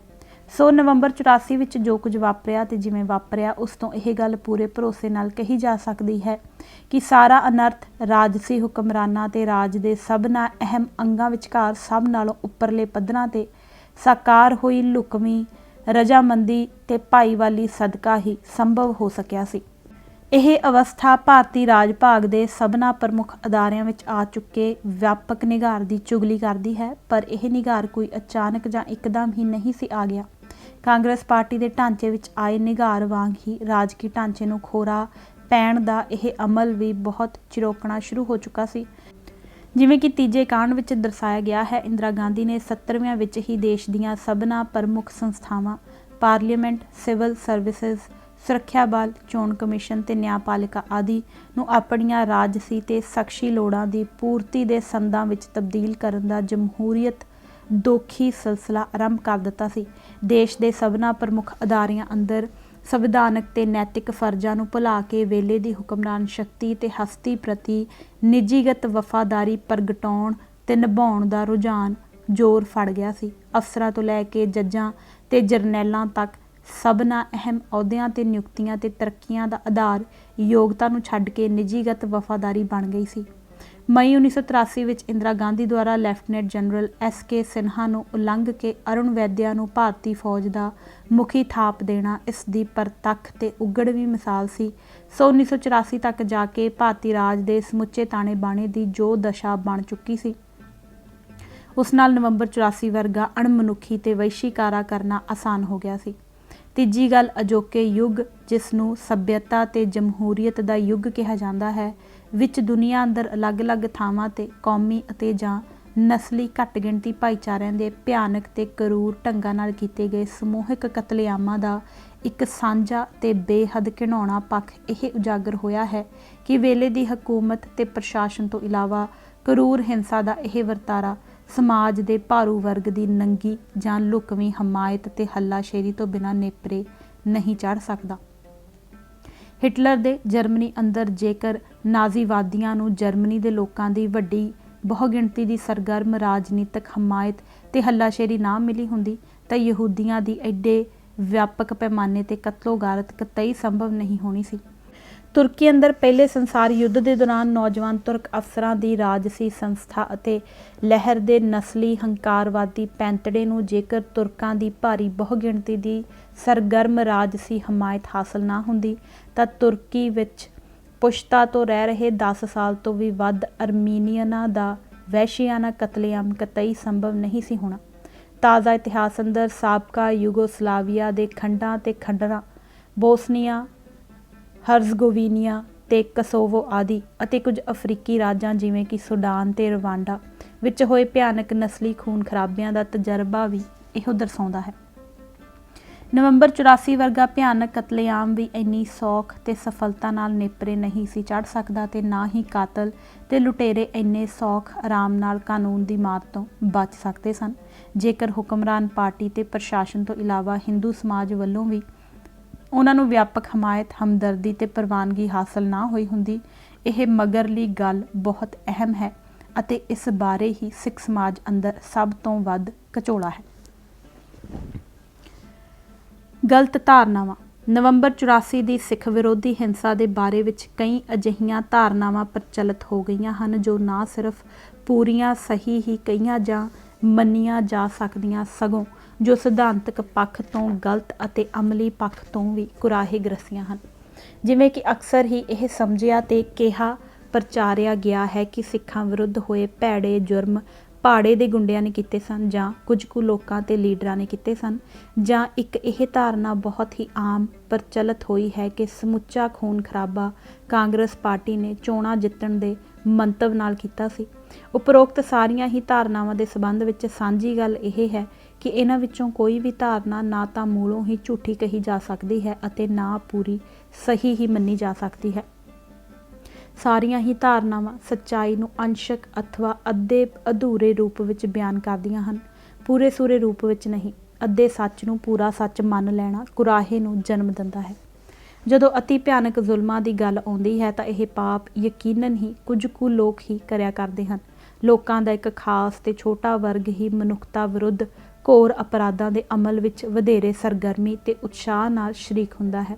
ਪਰ ਇਹ ਜਾਣਨਾ ਬਹੁਤ ਜ਼ਰੂਰੀ ਹੋ ਜਾਂਦਾ ਹੈ ਕਿ ਉਹ ਕਿਹੜੇ ਹਾਲਾਤ ਤੇ ਕਾਰਨ ਹੁੰਦੇ ਹਨ ਜਿਨ੍ਹਾਂ ਸਦਕਾ ਸਮਾਜ ਦੇ ਬਾਕੀ ਚੰਗੇ ਲੋਕ ਸਾਹਮਣੇ ਵਾਪਰ ਰਹੇ ਜ਼ੁਲਮ ਤੋਂ ਜਾਂ ਤਾਂ ਆਪਣੀਆਂ ਅੱਖਾਂ ਤੇ ਦਿਲੋਂ ਦਿਮਾਗ ਦੀਆਂ ਝੀਤਾਂ ਬੰਦ ਕਰ ਲੈਂਦੇ ਹਨ, ਜਿਸ ਨੂੰ ਨੈਤਿਕ ਉਦਾਸੀਨਤਾ ਜਾਂ ਬੇਰੁਖੀ ਕਿਹਾ ਜਾਂਦਾ ਹੈ, ਅਤੇ ਜਾਂ ਉਹ ਕਿਸੇ ਨਾ ਕਿਸੇ ਰੂਪ ਵਿੱਚ ਜ਼ੁਲਮੀ ਵਰਤਾਰੇ ਦੇ ਖਾਮੋਸ਼ ਅਤੇ ਕਈ ਮੌਕਿਆਂ ਤੇ ਸਰਗਰਮ ਵੀ ਹਮਾਇਤੀ ਹੋ ਗੁਜ਼ਰਦੇ ਹਨ। ਇਸ ਗੱਲ ਨੂੰ ਸਮਝੇ ਬਗੈਰ ਅਜਿਹੇ ਵਰਤਾਰਿਆਂ ਦੀ ਪੂਰੀ ਠੀਕ ਤੇ ਜਚਣਹਾਰ ਵਿਆਖਿਆ ਸੰਭਵ ਨਹੀਂ ਹੁੰਦੀ। ਹਿਟਲਰ ਦੇ ਰਾਜ ਹੇਠ ਜਰਮਨੀ ਅੰਦਰ ਯਹੂਦੀਆਂ ਦੇ ਮਹਾਨਾਸ਼ ਦੇ ਵਰਤਾਰੇ ਨੂੰ ਸਮਝਣ ਤੇ ਇਸ ਦੀ ਵਿਆਖਿਆ ਕਰਨ ਵੇਲੇ ਯਹੂਦੀ ਵਿਦਵਾਨਾਂ ਨੂੰ ਇਸ ਸਿਧਾਂਤਕ ਮਸਲੇ ਨਾਲ ਬਹੁਤ ਉਲਝਣਾ ਤੇ ਖੋਜਲਣਾ ਪਿਆ ਸੀ। ਦੂਜੇ ਸੰਸਾਰ ਯੁੱਧ ਦੇ ਖਾਤਮੇ ਤੋਂ ਬਾਅਦ ਜਰਮਨੀ ਅੰਦਰ ਤੇ ਹੋਰਨਾਂ ਥਾਵਾਂ ਤੇ ਹਜ਼ਾਰਾਂ ਦੀ ਗਿਣਤੀ ਵਿੱਚ ਜੰਗੀ ਮੁਜਰਮਾਂ ਨੂੰ ਗ੍ਰਿਫਤਾਰ ਕਰਕੇ ਉਹਨਾਂ ਉੱਤੇ ਸਮੂਹਿਕ ਕਤਲੇਆਮ ਨੂੰ ਜਥੇਬੰਦ ਕਰਨ ਦੇ ਦੋਸ਼ਾਂ ਹੇਠ ਮੁਕੱਦਮੇ ਚਲਾਏ ਗਏ ਸਨ। ਕੁਝ ਯਹੂਦੀ ਵਿਦਵਾਨਾਂ ਦੇ ਮਨਾਂ ਵਿੱਚ ਇਹ ਵੱਡਾ ਭਾਰੀ ਤੇ ਅਹਿਮ ਸਵਾਲ ਉੱਠ ਖੜਾ ਹੋਇਆ ਸੀ ਕਿ ਲੱਖਾਂ ਦੀ ਗਿਣਤੀ ਵਿੱਚ ਲੋਕਾਂ ਨੂੰ ਸੋਚੇ ਸਮਝੇ ਤੇ ਤਰਤੀਬਬੱਧ ਤਰੀਕੇ ਨਾਲ ਮਾਰ ਦਿੱਤਾ ਗਿਆ ਸੀ ਤੇ ਇਸ ਦਾ ਦੋਸ਼ ਕੁਝ ਹਜ਼ਾਰ ਜੰਗੀ ਮੁਜਰਮਾਂ ਦਾ ਸਿਰ ਮੜ ਦੇਣ ਨਾਲ ਹੀ ਕੀ ਇਸ ਵਰਤਾਰੇ ਦੀ ਠੀਕ ਤੇ ਤਸੱਲੀ ਬਖਸ਼ ਵਿਆਖਿਆ ਸੰਭਵ ਹੋ ਸਕੇਗੀ, ਜਾਂ ਕੀ ਇਸ ਵਹਿਸ਼ੀ ਵਰਤਾਰੇ ਲਈ ਸਿਰਫ ਕੁਝ ਕੁ ਵੱਡੇ ਲੀਡਰਾਂ ਨੂੰ ਜ਼ਿੰਮੇਵਾਰ ਠਹਿਰਾਇਆ ਜਾ ਸਕਦਾ ਹੈ। ਇਸ ਤੋਂ ਵੀ ਹੋਰ ਅੱਗੇ ਕਿ ਇਹਨਾਂ ਸਾਰੇ ਜੁਰਮਾਂ ਦਾ ਘੜਾ ਸਿਰਫ ਨਾਜ਼ੀਆਂ ਦੇ ਸਿਰ ਭੰਨਿਆ ਜਾ ਸਕਦਾ ਹੈ ਕਿ ਇਸ ਵਿੱਚ ਆਮ ਜਰਮਨ ਲੋਕਾਂ ਦਾ ਕੋਈ ਵੀ ਕਸੂਰ ਨਹੀਂ ਨਿਕਲਦਾ। ਯਹੂਦੀ ਵਿਦਵਾਨਾਂ ਨੇ ਇਹਨਾਂ ਸਵਾਲਾਂ ਨੂੰ ਧੁਰ ਡੂੰਘਾਈ ਵਿੱਚ ਜਾ ਕੇ ਖਰੋਚਿਆ ਅਤੇ ਗਹਿਰੇ ਅਧਿਐਨ ਤੇ ਘੋਖ ਪੜਤਾਲ ਤੋਂ ਬਾਅਦ ਉਹਨਾਂ ਜੋ ਨਿਰਣੇ ਕੱਢੇ ਉਹਨਾਂ ਦੀ ਰੌਸ਼ਨੀ ਵਿੱਚ ਨਵੰਬਰ 84 ਦੇ ਵਰਤਾਰੇ ਨੂੰ ਸਮਝਣਾ ਬਹੁਤ ਆਸਾਨ ਹੋ ਜਾਂਦਾ ਹੈ। ਸਿਧਾਂਤਕ ਫੈਕਟਰ। ਯੂਰਪ ਅੰਦਰ ਯਹੂਦੀਆਂ ਦੇ ਮਹਾਨਾਸ਼ ਦੀ ਮੁਹਿੰਮ ਦੀ ਤਹਿ ਹੇਠਾਂ ਕੰਮ ਕਰਦਾ ਸਿਧਾਂਤਕ ਤੱਥ ਸਾਮੀ ਯਹੂਦੀ ਵਿਰੋਧੀ ਵਿਚਾਰਧਾਰਾ ਸੀ, ਜਿਸ ਦਾ ਵੈਸੇ ਤਾਂ ਯੂਰਪ ਅੰਦਰ ਪ੍ਰਾਚੀਨ ਜ਼ਮਾਨੇ ਤੋਂ ਹੀ ਡਾਢਾ ਅਸਰ ਸੀ, ਪਰ ਆਧੁਨਿਕਤਾ ਦੀ ਆਮਦ ਨਾਲ ਜਦੋਂ ਨੇਸ਼ਨ ਸਟੇਟ ਦੇ ਸੰਕਲਪ ਤੇ ਇਸ ਦੀ ਅਮਲਕਾਰੀ ਨੇ ਯੂਰਪ ਦੇ ਸਮਾਜੀ ਤੇ ਰਾਜਸੀ ਜੀਵਨ ਅੰਦਰ ਕੇਂਦਰੀ ਸਥਾਨ ਗ੍ਰਹਿਣ ਕਰ ਲਿਆ ਸੀ ਤਾਂ ਸਾਮੀ ਵਿਰੋਧੀ ਵਿਚਾਰਧਾਰਾ ਨੇ ਅਮਲੀ ਪੱਧਰ ਤੇ ਵਧੇਰੇ ਵਿਨਾਸ਼ਕਾਰੀ ਰੂਪ ਤੇ ਰੋਲ ਅਖਤਿਆਰ ਕਰ ਲਿਆ ਸੀ। ਇਸ ਵਿਚਾਰਧਾਰਾ ਦਾ ਅਸਰ ਬੇਹੱਦ ਗਹਿਰਾ ਤੇ ਵਿਆਪਕ ਸੀ। ਜਰਮਨ ਲੋਕਾਂ ਦੇ ਕੁਝ ਹਿੱਸਿਆਂ ਜਿਵੇਂ ਕਿ ਨਾਜ਼ੀਆਂ ਅੰਦਰ ਇਹ ਅਸਰ ਵੱਧ ਗੂੜਾ ਤੇ ਰੜਕਵਾਂ ਸੀ, ਪਰ ਇਸ ਦੀ ਲਾਗ ਹੋਰਨਾਂ ਵਰਗਾਂ ਇੱਥੋਂ ਤੱਕ ਕਿ ਆਪਣੇ ਆਪ ਨੂੰ ਸੈਕੂਲਰ ਤੇ ਅਗਾਂਹ ਵਧੂ ਸਮਝਣ ਵਾਲੇ ਵਰਗਾਂ ਤੱਕ ਅਤੇ ਕਾਫੀ ਮਾਤਰਾ ਵਿੱਚ ਸਮਾਜਵਾਦੀਆਂ ਤੇ ਕਮਿਊਨਿਸਟਾਂ ਦੀਆਂ ਸਫਾਂ ਤੱਕ ਵੀ ਬਰਾਬਰ ਫੈਲੀ ਹੋਈ ਸੀ। ਇਸ ਕਰਕੇ ਹਿਟਲਰ ਦੇ ਰਾਜਸੀ ਆਧਾਰ ਤੇ ਸ਼ਕਤੀ ਨੂੰ ਸਿਰਫ ਉਸਦੇ ਨਾਜ਼ੀਵਾਦੀ ਪੈਰੋਕਾਰਾਂ ਦੀ ਸੰਖਿਆ ਨਾਲ ਨਾਪਣਾ ਠੀਕ ਨਹੀਂ ਸੀ। ਹਕੀਕਤ ਵਿੱਚ ਉਸਦੀ ਰਾਜਸੀ ਤਾਕਤ ਨਾਜ਼ੀਆਂ ਦੀ ਸੰਖਿਆ ਨਾਲੋਂ ਕਿਤੇ ਜ਼ਿਆਦਾ ਸੀ।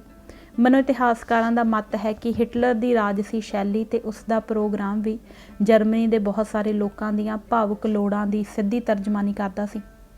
ਇਸ ਕਰਕੇ ਹੀ ਨਾਜ਼ੀਆਂ ਦੁਆਰਾ ਯਹੂਦੀਆਂ ਦੇ ਖਿਲਾਫ ਸੇਧੇ ਇੰਨੇ ਭਿਆਨਕ ਜ਼ੁਲਮਾਂ ਦੇ ਬਾਵਜੂਦ ਜਰਮਨੀ ਅੰਦਰ ਕੋਈ ਅਸਰਦਾਰ ਵਿਰੋਧ ਲਾਮਬੰਦ ਨਹੀਂ ਹੋ ਸਕਿਆ ਸੀ। ਹਾਲਾਂਕਿ ਜਰਮਨਾਂ ਨੂੰ ਆਪਣੀ ਅਮੀਰ ਤੇ ਗੂੜੀ ਲਿਬਰਲ ਪਰੰਪਰਾ ਉੱਤੇ ਯਾਨੀ ਕਿ ਜਾਗਰਤੀ ਲਹਿਰ ਦੀਆਂ ਸਦਾਚਾਰਕ ਕਦਰਾਂ ਕੀਮਤਾਂ ਜਿਵੇਂ ਰਾਸ਼ਟਰਵਾਦ, ਸਮਝਦਾਰੀ ਤੇ ਉਦਾਰ ਮਾਨਵਵਾਦ ਨਾਲ ਜੁੜੀ ਹੋਈ ਸਹਿਣਸ਼ੀਲਤਾ, ਵਿਵੇਕ ਤੇ ਮਹਾਨਗਰੀ ਸਗਲ ਜਮਾਤੀ ਸੋਚ ਆਦਿ ਉੱਤੇ ਉਚੇਚਾ ਫਖਰ ਹੈ। ਅਜਿਹੀ ਪਰੰਪਰਾ ਉੱਤੇ ਮਾਣ ਕਰਨ ਵਾਲੀ ਜਰਮਨ ਕੌਮ ਜੇਕਰ ਨਾਜ਼ੀਵਾਦ ਵਰਗੀ ਨੰਗੇ ਤੇ ਨਿਰਲੱਜ ਰੂਪ ਵਿੱਚ ਮਾਨਵ ਵਿਰੋਧੀ ਵਿਚਾਰਧਾਰਾ ਤੇ ਜਮਹੂਰੀਅਤ ਦੋਖੀ ਲਹਿਰ ਨੂੰ ਠੱਲ ਪਾਉਣ ਅਤੇ ਇਸ ਵਿਰੁੱਧ ਦੇਸ਼ ਅੰਦਰ ਕੋਈ ਪ੍ਰਭਾਵਸ਼ਾਲੀ ਵਿਰੋਧ ਸਰਗਰਮੀ ਜਥੇਬੰਦ ਕਰ ਸਕਣ ਵਿੱਚ ਅਯੋਗ ਸਾਬਤ ਹੋਈ ਤਾਂ ਇਸ ਦੀ ਕੋਈ ਢੁਕਵੀਂ ਤੇ ਜਚਨਹਾਰ ਵਿਆਖਿਆ ਜ਼ਰੂਰ ਹੋਣੀ ਚਾਹੀਦੀ ਹੈ। ਮਸਲਾ ਇਹ ਨਹੀਂ ਕਿ ਨਾਜ਼ੀਆਂ ਨੇ ਕਿੰਨੇ ਵਹਿਸ਼ੀ ਕਾਰੇ ਕੀਤੇ, ਇਸ ਨਾਲੋਂ ਵੱਧ ਅਹਿਮ ਗੱਲ ਇਹ ਹੈ ਕਿ ਜਰਮਨੀ ਦੀ ਆਮ ਜਨਤਾ ਨੇ ਇੰਨੇ ਭਿਆਨਕ ਜੁਰਮਾਂ ਨੂੰ ਮੁਕਾਬਲਤਨ ਚੁੱਪਚਾਪ ਤੇ ਸੌਖ ਨਾਲ ਹੀ ਬਰਦਾਸ਼ਤ ਕਿਵੇਂ ਕਰ ਲਿਆ। ਉਹਨਾਂ ਦੀਆਂ ਜ਼ਮੀਰਾਂ ਨੂੰ ਕਾਂਬਾ ਕਿਉਂ ਨਾ ਛੜਿਆ। ਕਿਸੇ ਕੌਮ ਜਾਂ ਭਾਈਚਾਰੇ ਸਾਹਮਣੇ ਜਦੋਂ ਅਜਿਹਾ ਕਸੂਤਾ ਸਵਾਲ ਤਣ ਕੇ ਖਲੋ ਜਾਂਦਾ ਹੈ ਤਾਂ ਉਸ ਕੌਮ ਦੇ ਬੌਧਿਕ ਭਾਈਚਾਰੇ ਅੰਦਰ ਅਕਸਰ ਹੀ ਇੱਕ ਅਜਿਹਾ ਰੁਝਾਨ ਪ੍ਰਗਟ ਹੋ ਤੁਰਦਾ ਹੈ ਜਦੋਂ ਇਸ ਸਵਾਲ ਨੂੰ ਸਿੱਧੇ ਮੱਥੇ ਸੰਬੋਧਿਤ ਹੋਣ ਅਤੇ ਇਸ ਦਾ ਸਹੀ ਤੇ ਖਰਾ ਜਵਾਬ ਦੇਣ ਦੀ ਥਾਵੇਂ ਇਸ ਸਵਾਲ ਤੋਂ ਅੱਖਾਂ ਚੁਰਾਉਣ, ਜ਼ਾਹਰਾ ਹਕੀਕਤ ਤੋਂ ਇਨਕਾਰੀ ਹੋਣ ਤੇ ਝੂਠੀਆਂ ਸਫਾਈਆਂ ਦੇਣ ਦੇ ਯਤਨ ਕੀਤੇ ਜਾਂਦੇ ਹਨ। ਇਸ ਵਿੱਚੋਂ ਹੀ ਉਪਰੋਕਤ ਕਿਸਮ ਦੀਆਂ ਗਲਤ ਧਾਰਨਾਵਾਂ ਦਾ ਜਨਮ ਹੁੰਦਾ ਹੈ, ਜਿੱਥੇ ਮਨੁੱਖਤਾ ਵਿਰੋਧੀ ਜੁਰਮਾਂ ਦਾ ਸਾਰਾ ਜੁੰਮਾ ਕੁਝ ਕੁ ਲੋਕਾਂ ਜਾਂ ਕੁਝ ਕੁ ਲੀਡਰਾਂ ਤੇ ਜਾਂ ਫਿਰ ਕਿਸੇ ਖਾਸ ਸੰਗਠਨ ਅਥਵਾ ਪਾਰਟੀ ਦੇ ਸਿਰ ਮੜ ਕੇ ਆਮ ਜਨਤਾ ਨੂੰ ਦੋਸ਼ ਤੋਂ ਸਾਫ਼ ਬਰੀ ਕਰ ਦੇਣ ਦੇ ਯਤਨ ਕੀਤੇ ਜਾਂਦੇ ਹਨ। ਬਹੁਤੀ ਵੇਰਾ ਅਜਿਹਾ ਅਚੇਤ ਰੂਪ ਵਿੱਚ ਅਗਿਆਨਤਾ ਵਿੱਚੋਂ ਕੀਤਾ ਜਾਂਦਾ ਹੈ, ਪਰ ਕਈ ਮਾਮਲਿਆਂ ਵਿੱਚ ਇਹ ਸੁਚੇਤ ਰੂਪ ਵਿੱਚ ਖਾਸ ਮਨੋਰਥ ਨਾਲ ਕੀਤਾ ਜਾਂਦਾ ਹੈ।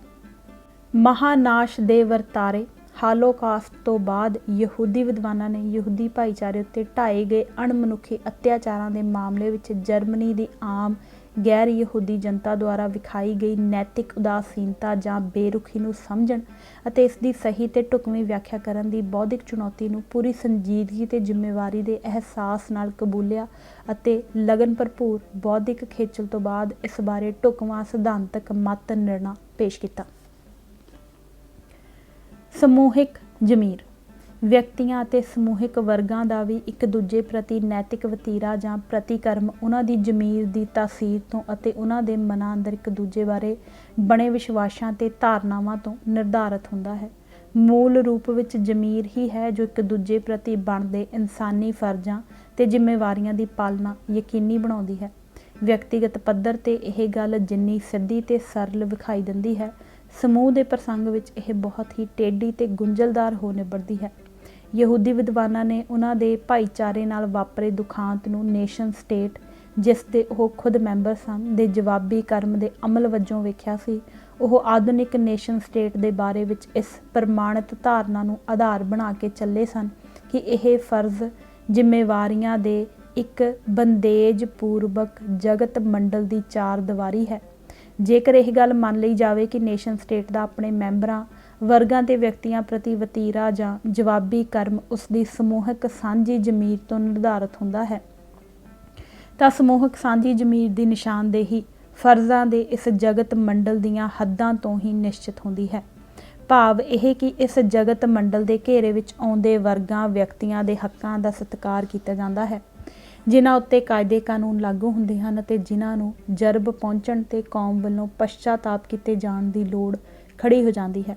ਕਿਸੇ ਵੀ ਰਾਜਸੀ ਤੰਤਰ ਦੇ ਅੰਦਰ ਨਾਗਰਿਕਾਂ ਪ੍ਰਤੀ ਬਣਦੇ ਜ਼ਰੂਰੀ ਫਰਜ਼ਾਂ ਜ਼ਿੰਮੇਵਾਰੀਆਂ ਦੇ ਜਗਤ ਮੰਡਲ ਦੀਆਂ ਹੱਦਾਂ ਦੀ ਨਿਸ਼ਾਨਦੇਹੀ ਭਾਰੂ ਵਰਗ ਦੁਆਰਾ ਹੀ ਕੀਤੀ ਜਾਂਦੀ ਹੈ ਅਤੇ ਉਸ ਦੁਆਰਾ ਹੀ ਇਹਨਾਂ ਫਰਜ਼ਾਂ ਦੀਆਂ ਉਲੰਘਣਾਵਾਂ ਨੂੰ ਕਾਨੂੰਨੀ ਛੋਟ ਅਥਵਾ ਪ੍ਰਵਾਨਗੀ ਦਿੱਤੀ ਜਾਂਦੀ ਹੈ।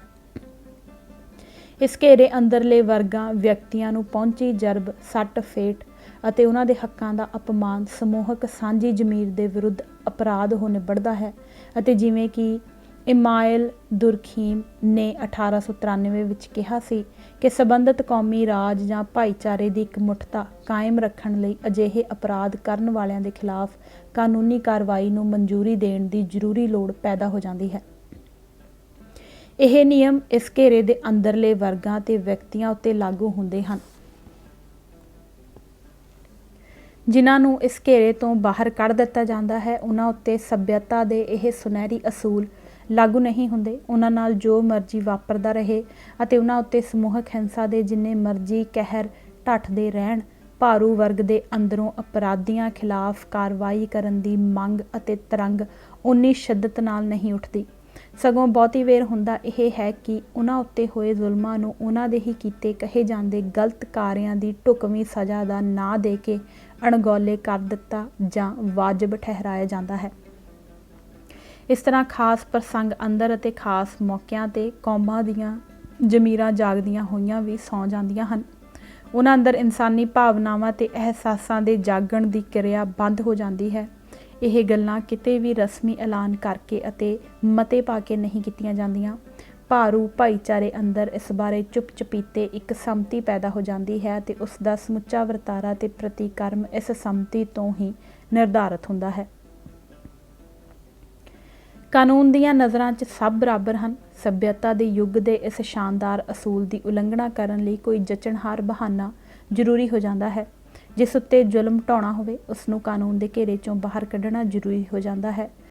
ਸਭ ਮਨੁੱਖ ਬਰਾਬਰ ਹਨ। ਜਿਨ੍ਹਾਂ ਨਾਲ ਅਣਮਨੁੱਖੀ ਵਰਤਾਓ ਕਰਨਾ ਹੋਵੇ ਉਹਨਾਂ ਨੂੰ ਮਨੁੱਖ ਦੀ ਜਾਤ ਤੋਂ ਬਾਹਰ ਕੱਢਣਾ ਜ਼ਰੂਰੀ ਹੋ ਜਾਂਦਾ ਹੈ। ਹਰ ਨਾਗਰਿਕ ਨੂੰ ਬਰਾਬਰ ਦਾ ਇਨਸਾਫ ਮਿਲਣਾ ਚਾਹੀਦਾ ਹੈ।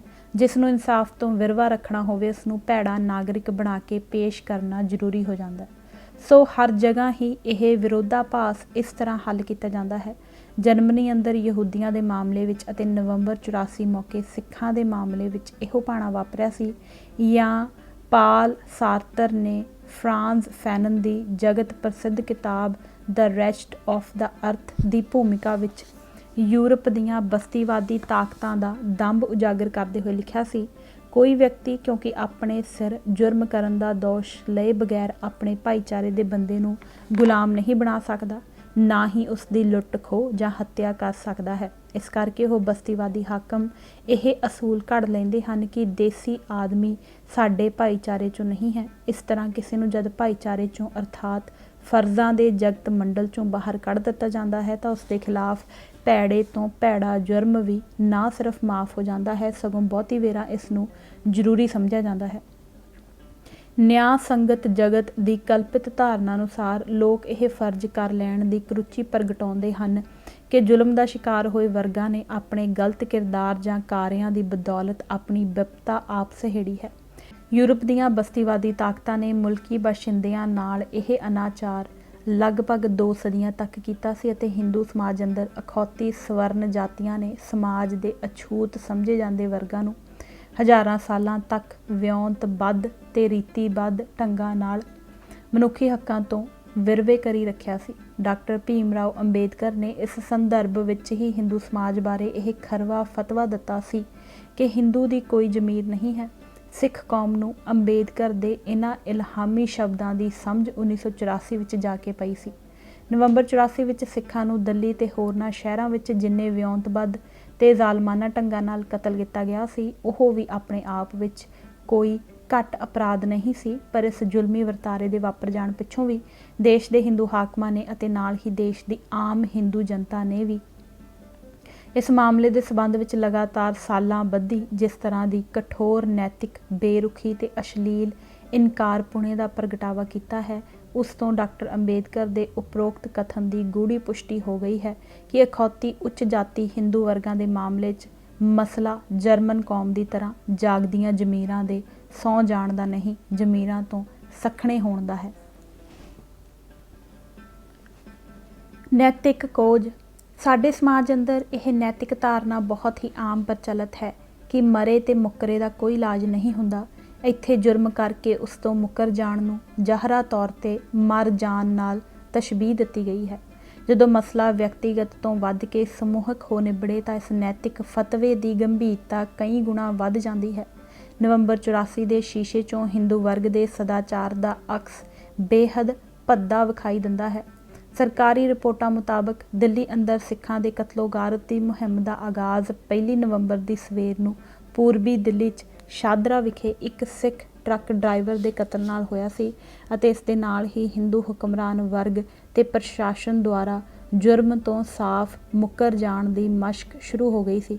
3 ਦਿਨਾਂ ਤੱਕ ਦਿੱਲੀ ਅੰਦਰ ਲਗਾਤਾਰ ਸਿੱਖ ਵੱਡੀ ਪੱਧਰ ਤੇ ਮਾਰੇ ਤੇ ਸਾੜੇ ਜਾਂਦੇ ਰਹੇ, ਪਰ ਪੁਲਿਸ ਤੋਂ ਲੈ ਕੇ ਸਿਵਲ ਅਧਿਕਾਰੀਆਂ ਤੇ ਰਾਜਸੀ ਹੁਕਮਰਾਨਾਂ ਤੱਕ ਕਿਸੇ ਨੇ ਵੀ ਨਾ ਸਿਰਫ ਸਿੱਖ ਵਿਰੋਧੀ ਹਿੰਸਾ ਨੂੰ ਰੋਕਣ ਦਾ ਹੀ ਯਤਨ ਕੀਤਾ, ਸਗੋਂ ਸਾਰਿਆਂ ਨੇ ਰਲ ਕੇ ਲਗਾਤਾਰ ਇਸ ਨੂੰ ਅਣਡਿੱਠ ਕਰਨ ਅਤੇ ਕਿਸੇ ਇੱਕ ਜਾਂ ਦੂਜੇ ਰੂਪ ਵਿੱਚ ਇਸ ਤੋਂ ਇਨਕਾਰੀ ਹੋਣ ਦਾ ਰੁਖ ਵੀ ਧਾਰਨ ਕਰੀ ਰੱਖਿਆ ਸੀ।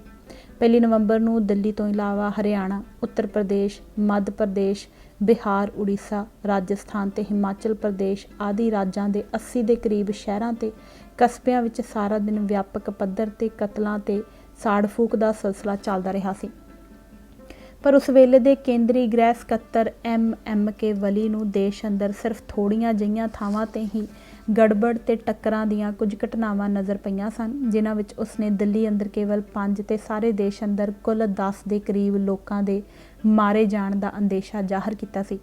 ਝੂਠ ਤੇ ਇਨਕਾਰਪੁਣੇ ਦੀ ਕਿੰਨੀ ਕਰੂਪ ਤੇ ਘਿਰਣਤ ਮਿਸਾਲ ਹੈ ਇਹ। ਪਹਿਲਾਂ ਤਾਂ ਦੇਸ਼ ਦੇ ਦਰਜਨ ਦੇ ਕਰੀਬ ਰਾਜਾਂ ਅੰਦਰ 80 ਥਾਵਾਂ ਤੇ ਹੋਈ ਨਿਰੋਲ ਇੱਕ ਤਰਫਾ ਫਿਰਕੂ ਹਿੰਸਾ ਤੇ ਭਿਆਨਕ ਕਤਲੋ-ਗਾਰਤ ਨੂੰ ਸਿਰਫ ਥੋੜ੍ਹੀਆਂ ਜਿਹੀਆਂ ਥਾਵਾਂ ਤੇ ਹੋਈ ਗੜਬੜ ਤੇ ਟੱਕਰਬਾਜ਼ੀ ਕਹਿ ਕੇ ਇਸ ਦੀ ਗੰਭੀਰਤਾ ਨੂੰ ਪਿਚਕਾਉਣ ਤੇ ਲੁਕਾਉਣ ਦਾ ਯਤਨ ਕਰਨਾ, ਅਤੇ ਫਿਰ ਉਦੋਂ ਤੱਕ ਜਦੋਂ ਕਿ ਦੇਸ਼ ਅੰਦਰ ਅਲੱਗ-ਅਲੱਗ ਥਾਵਾਂ ਤੇ ਸਿੱਖਾਂ ਦੇ ਕਤਲਾਂ ਦਾ ਅੰਕੜਾ ਸੈਂਕੜਿਆਂ ਵਿੱਚ ਪਹੁੰਚ ਚੁੱਕਾ ਸੀ, ਉਦੋਂ ਤੱਕ ਦਿੱਲੀ ਅੰਦਰ ਤਰਲੋਕਪੁਰੀ ਵਿੱਚ ਸਿਰਫ ਇੱਕੋ ਹੀ ਪਰਿਵਾਰ ਦੇ 21 ਜੀ ਬੇਦਰਦੀ ਨਾਲ ਕਤਲ ਕੀਤੇ ਜਾ ਚੁੱਕੇ ਸਨ ਤੇ 65 ਸਿੱਖ ਮਰਦਾਂ ਦੀਆਂ ਬਦਰੂਪ ਹੋਈਆਂ ਤੇ ਅੱਗ ਨਾਲ ਝੁਲਸੀਆਂ ਲਾਸ਼ਾਂ ਤਾਂ ਇਕੱਲੇ ਨੰਗਲੋਈ ਵਿੱਚ ਹੀ ਬਿਖਰੀਆਂ ਪਈਆਂ ਸਨ। ਉਦੋਂ ਵੀ ਸਾਰੇ ਦੇਸ਼ ਅੰਦਰ ਹੋਏ ਕਤਲਾਂ ਨੂੰ ਸਿਰਫ 10 ਦੇ ਹਿੰਦਸੇ ਤੱਕ ਸੁੰਗੇੜ ਦੇਣਾ ਅਤੇ ਅਖੀਰ ਵਿੱਚ ਇਹ ਤੱਥ ਜਾਣਦੇ ਹੋਏ ਵੀ ਕਿ ਕਤਲ ਹੋਣ ਵਾਲੇ ਸਾਰੇ ਸਿੱਖ ਤੇ ਸਿਰਫ ਸਿੱਖ ਹੀ ਸਨ, ਮ੍ਰਿਤਕਾਂ ਦੀ ਸੰਪਰਦਾਇਕ ਪਛਾਣ ਦਾ ਜ਼ਿਕਰ ਕਰਨ ਤੋਂ ਸੁਚੇਤ ਰੂਪ ਵਿੱਚ ਟਾਲਾ ਵੱਟ ਲੈਣਾ। ਇਹਨਾਂ 'ਚੋਂ ਕੋਈ ਵੀ ਗੱਲ ਅਣਭੋਲ ਵੱਸ ਹੋਈ ਨਹੀਂ ਕਹੀ ਸਕਦੀ। ਇਸ ਪਿੱਛੇ ਇੱਕ ਨਿਸ਼ਚਿਤ ਮਾਨਸਿਕਤਾ ਕੰਮ ਕਰਦੀ ਸੀ, ਉਹੀ ਡਾਕਟਰ ਅੰਬੇਦਕਰ ਦੁਆਰਾ ਪਰਿਭਾਸ਼ਿਤ ਕੀਤੀ ਗਈ ਜ਼ਮੀਰ ਤੋਂ ਸੱਖਣੀ ਤੇ ਅਸ਼ਲੀਲ ਫਿਰਕੂ ਮਾਨਸਿਕਤਾ।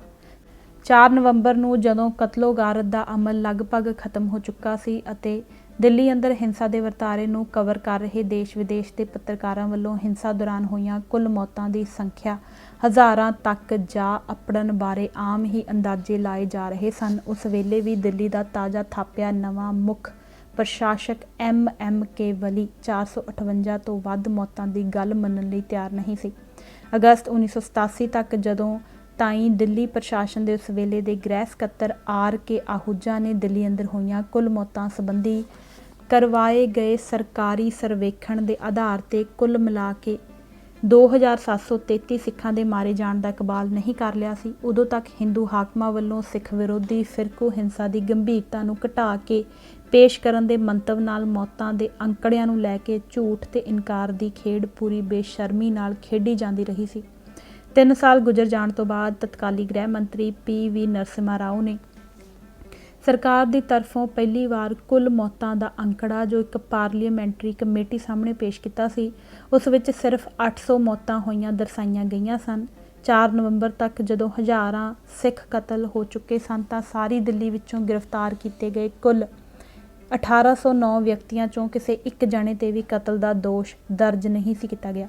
ਆਪਣੇ ਕੀਤੇ ਪਾਪਾਂ ਤੋਂ ਸਾਫ਼ ਮੁੱਕਰ ਜਾਣ ਦਾ ਹਿੰਦੂ ਹਾਕਮਾਂ ਦੁਆਰਾ ਧਾਰਨ ਕੀਤਾ ਗਿਆ ਇਹ ਅਨੈਤਿਕ ਅੰਦਾਜ਼ ਅੱਜ ਤੱਕ ਵੀ ਬਦਸਤੂਰ ਜਾਰੀ ਹੈ। ਪਿਛਲੇ 25 ਸਾਲਾਂ ਦੇ ਦੌਰਾਨ ਹਾਕਮਾਂ ਨੇ ਪ੍ਰੈਸ ਸਾਹਮਣੇ, ਪਾਰਲੀਮੈਂਟ ਅੰਦਰ, ਅਦਾਲਤਾਂ ਵਿੱਚ, ਕਮਿਸ਼ਨਾਂ ਦੇ ਸਾਹਮਣੇ ਗੱਲ ਕੀ ਹਰ ਥਾਂ ਤੇ ਹਰ ਮੌਕੇ ਤੇ ਇਹ ਝੂਠ ਪੂਰੀ ਬੇਫਿਕਰੀ ਨਾਲ ਬੋਲਿਆ ਤੇ ਨਿਰਲੱਜਤਾ ਨਾਲ ਦੁਹਰਾਇਆ ਹੈ। ਰਾਹਤ ਕੈਂਪਾਂ ਦਾ ਦਰਦਨਾਕ ਪ੍ਰਸੰਗ। ਸਿੱਖ ਭਾਈਚਾਰੇ ਦੇ ਜਿਨ੍ਹਾਂ ਮੈਂਬਰਾਂ ਦੀਆਂ ਆਪਣੀਆਂ ਸਿਰਫ ਜਾਨਾਂ ਹੀ ਸਲਾਮਤ ਰਹਿ ਗਈਆਂ ਸਨ, ਬਾਕੀ ਸਾਰਾ ਕੁਝ ਉਹਨਾਂ ਦੇ ਘਰ-ਬਾਰ, ਜਾਇਦਾਦਾਂ, ਕਾਰੋਬਾਰ, ਇੱਜ਼ਤਾਂ ਤੇ ਵਕਾਰ ਆਦਿ ਪੂਰੀ ਤਰ੍ਹਾਂ ਉੱਜੜ ਪੁੱਜੜ ਗਿਆ ਸੀ।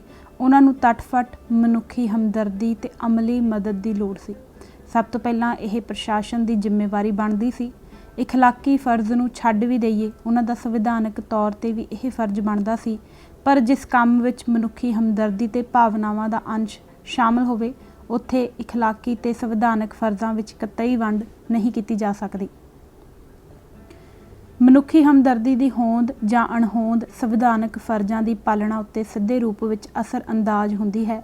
ਵੈਸੇ ਤਾਂ ਸਿੱਖ ਵਿਰੋਧੀ ਹਿੰਸਾ ਦੌਰਾਨ ਹੋਏ ਕੁੱਲ ਜਾਨੀ ਤੇ ਮਾਲੀ ਨੁਕਸਾਨ ਬਾਰੇ ਵੀ ਦੇਸ਼ ਦੇ ਲੋਕਾਂ ਸਾਹਮਣੇ ਅਸਲੀ ਤੇ ਸਹੀ ਤਸਵੀਰ ਪੇਸ਼ ਕਰਨੀ ਦੇਸ਼ ਦੇ ਰਾਜਸੀ ਹੁਕਮਰਾਨਾਂ ਤੇ ਪ੍ਰਸ਼ਾਸਨ ਦਾ ਸੰਵਿਧਾਨਕ ਫਰਜ਼ ਬਣਦਾ ਸੀ, ਪਰ ਉਹਨਾਂ ਨੇ ਆਪਣੇ ਇਸ ਸੰਵਿਧਾਨਕ ਫਰਜ਼ ਦੀ ਕਿੰਨੀ ਕੁ ਪਾਲਣਾ ਕੀਤੀ, ਇਹ ਅਸੀਂ ਉੱਪਰ ਵੇਖ ਆਏ ਹਾਂ।